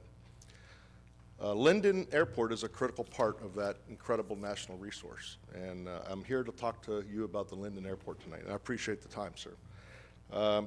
Linden, as you know, enjoys close proximity to a very large metropolitan area in New Jersey and the New York City 5 boroughs. And if, as a business, from a business perspective, that puts the Linden Airport in very close proximity to a large consumer base. In other words, the airport is in high demand, and that's a true statement. Today, there's about 62 aircraft based at that airport and about 60,000 operations per year, takeoffs and landings. That number, I believe, is down over the years. It's not grown, it's gone down. My firm belief is that there's a massive potential that exists in your airport, and it's not being realized right now. There's a great deal of growth that's possible. The airport that you have here is a powerful engine for economic development, job growth, and community outreach to the local youths, to high schools, and various other science, technology, engineering, and math curriculums. That's happening in at least 100 other high schools around the country just from our company's high school initiative. And there are countless organizations that are focusing on youth to get them out to see things that will inspire job selection, career selection, and training. So I'm here tonight to encourage the leaders of Linden City to embrace the airport, to resolve to embrace the growth and improvement of your airport. The city should commit to resolving the FAA concerns that have been written about the airport. I am quite happy to see, driving around Linden today, that the signs talk to the proud past and the bright future. I was a 27-year Navy pilot, and I'm very familiar with the aircraft that were manufactured here and flown, the TBM Avenger and the F-4F Wildcat. And I'm excited about the bright future of Linden. Watching what happens tonight in this democratic process is incredible. It's inspiring. I implore you to look at your airport as a major part of the growth of Linden. The possibilities are endless. We're committed at AOPA to helping Linden Airport realize its great potential. And we believe it's a capital resource, and that the council should understand, embrace, and nurture this incredible asset. Thank you for your time. Thank you, sir.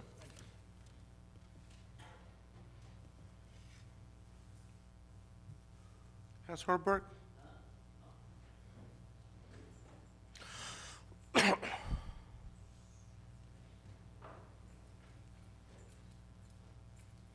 round, I think that'd be good. Evening, guys. I'm Hans. Everybody knows me by now, so. Anyway, I want to wish everyone a good Merry Christmas, a Hanukkah, all the holidays. I mean, we all have different holidays to celebrate. You know, hope everyone has a safe, happy holiday. So I do want to thank the agencies for the response. I know there was an incident between ShopRite and, was it Park, something like that? But I got to say, I got to give credit to the police department, fire. They done a tremendous job, though. I mean, that parking lot, I was a little concerned about the aviation, though. I mean, last year I got jumped, by 5 gang members. I mean, they pulled a gun, and, I'm glad I'm alive, though. So, I really hope, with the aviation, they can have additional security and cameras. If you're around through the holidays, nobody shouldn't be threatened or harmed anyways. It should be a safe community. We got to put our foot down and say we don't want crimes in our town. Nobody wants to. So, I really hope upcoming year, we could put safety, as a priority. I think that's really important. So, and see what the investment is. Even down, was the one by Walmart, what was that site? Yeah, oh yeah, where the old correction facility was. I really hope, upcoming year, it could be a bright, positive future for everyone. I know it's been negative, but let's hope we can all work together with the community and residents. We want to make a better future for the residents. I know we got an upcoming soccer cup coming up soon. I think it's like 10 years or something, or 8 years, if I'm not mistaken. But I mean, I think it'd be great to see our town become a tourist attraction. Something to raise a home, a good family, and maybe lower crimes. But I gotta give credit to the police officers. They've done a tremendous job over the years, and I give them credits. Though I mean, I'd rather speak up after I got jumped. But I mean, I think the real heroes deserve to be appreciated. Thank you for. I mean, please remember, guys, during the holidays, there are men and women in uniform that are working during the holidays. So let's not forget they're away home from their families. But if you see them on the holidays, just wish them a happy holiday and all that, and prayers and all that. And I just want to thank you guys. God bless. Thank you.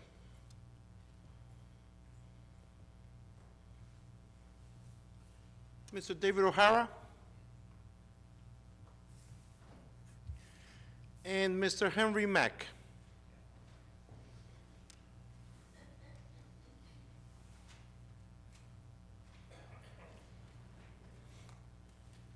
Mr. Mayor, President of City Council, members of council, on behalf of the people, I told the people because they asked me to do it, and I told them I would keep my word this time.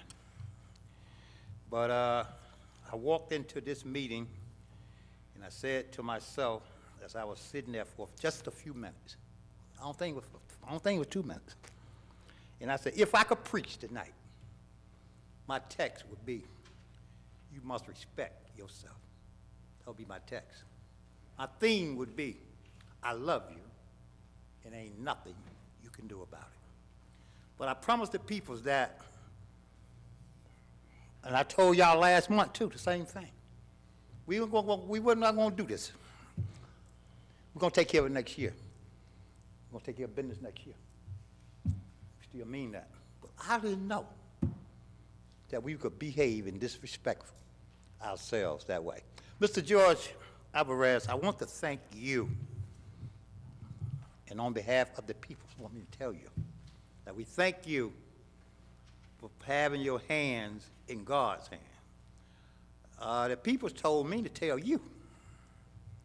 On Sundays, I had made some phone calls to you, and you told me that you would see me after you come out of church. Yes, apologize. And that was so beautiful. I don't think I ever asked anybody else that. That what you see me, but they tell me that I talk to you when I get out of church. I want to say on behalf of the peoples, this is a season month, and that's what I was talking about last month.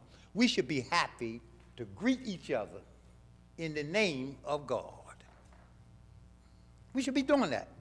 What we saw tonight, and I respectfully deviated from what the people saw, I want to say we thank the president of council. We thank the mayor, the chief of police, and all of our great public work. We thank the people. I didn't say it, but I thank you too for the service that y'all have did this year. We should be thanking the deputy, I believe the deputy chief of the clerk's office for her birthday. This is your birthday. All right, the clerks. One of the greatest things I heard here tonight is when the gentleman was sworn in and somebody said, so help me God. So help me God. This is what we need next year. So help me God. Guide us in a straight way, the way God had prepared fables, and not along the way in whom wraths had been brought down on. When I hear people start talking about the fourth ward, you must forgot I was sitting there listening. So I can't deal with it because the people, like the people said, I didn't say it. The people didn't tell him because the fourth ward told you to do it. The people. That's why I say we must respect one another, regardless of whom or what. Watch the language. Respect one another. That's what we want to do next year. Because I have asked the people to call each one of y'all out on it. The day you get up here and start disrespecting each other, get on up here to council meeting where you can jump up to this mic and let them know right to their face you disrespected us. Bottom line. Not on for discussion. We got to stop this nitpicking. People told we got to love each other. Love has only been the one successful in bringing humanity together the way that God created us. Have a Merry Christmas. Thank you, sir. At this time, I need a motion to get out of the public, Make a motion to close the public meeting. Second. not to close the public Mrs. Or- meeting, just the public. Session. Mrs. Sorry. Ormond? Yes. Javik? Yes. Brown? Yes. Mohammed? Yes. Cosby? Yes. Roman? Yes. Strano? Yes. Yamakaitis? Yes. Medina? Yes. Mr. Alvarez? Yes. Which council people would like to speak? Like 2 Me. minutes. A minute. 1, 4, 5, 6, 7, 8. Mayor. Armando, do you have your hand up? No, okay. All right. Councilwoman, you want to start? You got 1 minute. Yeah, just 1 Make it minute. short because I will cut you off. Listen, I'm going to be 60 seconds and to the point. I just want to just also mention about the blatant disrespect that seems to be going on, not only from the dais here, but from the floor. It's never a good idea. If you really have questions or concerns, man up. The mayor has an open door policy. Come and knock on a door. I've been part of politics for a long time, and one of the things I never do is come out and grandstand, because if you're as great as you think you are, you don't have to put anybody down in front of a mic, in front of people, or in front of the TV. Just come right to the mayor's door, knock on his door, ask questions, get information before you come up to the mic, and then you'll never, ever, ever have to worry about anybody criticizing or coming against you and then presenting alternate facts or the other side, because no matter how flat a pancake is, there's always both sides. So I strongly encourage everyone, if you have a beef, grandstanding at the mic doesn't really cut it, not for me. Come to the mayor, come to me, come to any one of these council people privately, and let's engage in some adulting, some adult conversation. That's it. You'll be a lot Thank you, better off. Councilwoman. That was good. You were ending, weren't you? Say what I had to say. Very good, 60 seconds. Councilman Brown? I was going to speak, but I'll be 60 seconds too. Sometimes you see the frustration with some of us up here, because here's the thing. It was mentioned a couple of times, we work 24 hours. Yeah, I got 5 kids, and I do a lot, as well as everybody here. And I think the frustration with some of us here is when people put misinformation out there that's available to the public and sort of as fact, is very damaging, not just in a disservice to the people here in Linden, but people outside. I travel throughout the state, as well as the mayor and other people here, and they don't say half the stuff that's being said here by people throughout the state. They see Linden as an opportunity to invest, to the point where I forgot to mention, I think Alex was here, the governor's office called us in the beginning of the year because Tremley Point, they want to turn to the opportunity zone, which brings in venture capital. We have companies from overseas that are coming to Linden, yet we don't talk about that here. And I think we do a disservice to ourselves and to Linden when we don't talk about the positive things that's going on, because we have the results to show it. Thank you, Councilman. Thank you. Number 4, Councilman Mohammed? Yes, I thank God to be in America and that we have the rights to opinion. I never attack people personally because it's not necessary. I will attack their ideas, and I will attack grandstanding because I've been in a position to judge grandstanding. So I respect people. I welcome everybody to come to City Council, participate in it. You're doing a wonderful job. You're doing your citizen rights, and I happen to have been one of those people that fought for everybody to have a right to vote in this great country of ours and to stand to protect this country.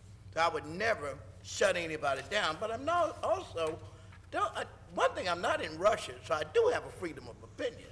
So I will give my opinion, and I won't alter facts, but I will share my opinion. I thank you so much for giving me this time and your attention.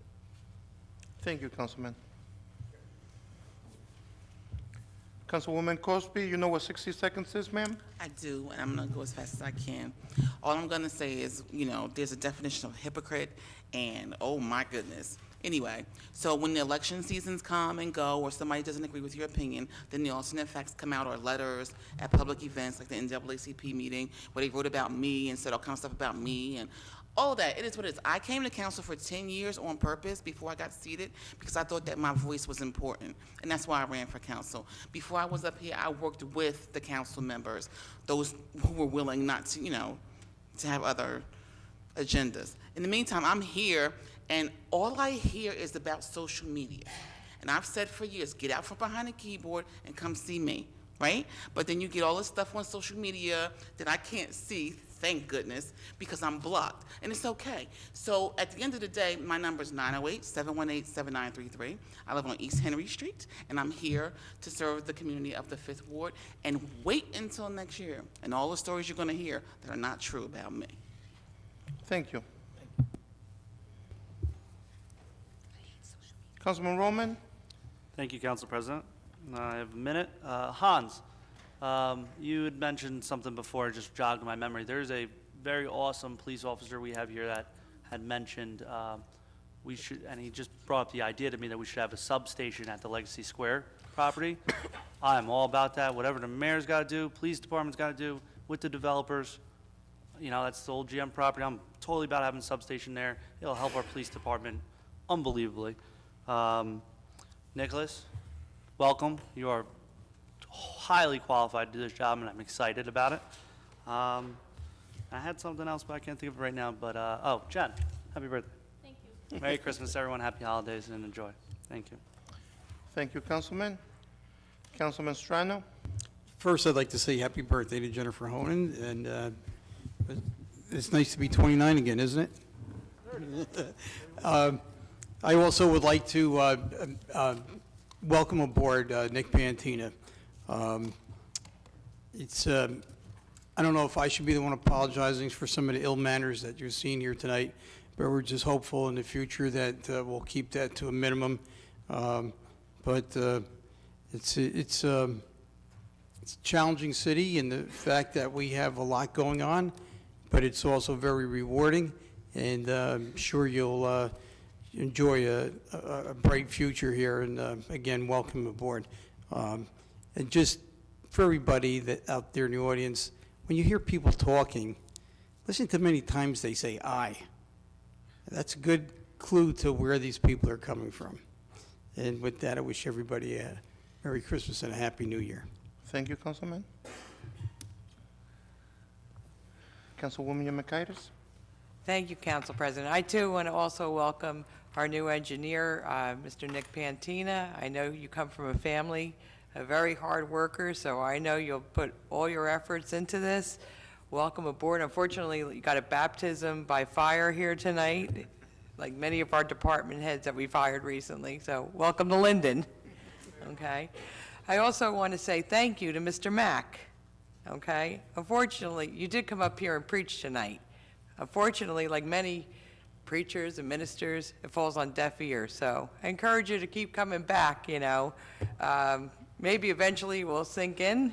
So thank you for, coming up here and expressing some of the concerns of the residents of the city of Linden. You do this in good faith. So thank you, and I wish you a Merry Christmas and Happy Holidays again, Linden. Thank you, Councilwoman. Mayor? Yes, good evening again, everybody. First, I'd like to congratulate Nick Pantina on his assignment as our city engineer. All too often, we don't have what we call succession planning, or we don't look forward or predict what can happen in the future. But one of the things that happened here with Nick is that he is not only qualified as an engineer, but he has a certificate to be a public works director as well. So we all know when we brought in Frank Dan that he wouldn't be here forever. And one day Frank is going to probably retire. With that being said, part of our plan would be for Mr. Pantina not only to be in charge of our engineering department, but also our DPW. So there'll be a cost savings down at the end. And I just want the residents to know our decision to hire him is because he's certainly qualified. And going forward, he will fit well into our succession planning. The second thing I wanted to mention is some gentlemen who came here to talk about the airport this evening. I appreciate you coming up and speaking about our airport. It is a tremendous asset that we have in our city. One thing I will say is that I haven't really focused a lot of attention on the airport, but some of the things that you brought out, I realize that can be done at our airport, and I think because of its potential, I'm going to be focusing a lot more of my time next year on the airport to make sure that it is moving in the direction that it should be. And again, I'm no expert on airports, but one thing I will tell you is that I will delve into it and find out and be as knowledgeable as I possibly can so that we can get a bigger bang for our buck there. So thank you, gentlemen, for coming out this evening. Thank you, Mayor.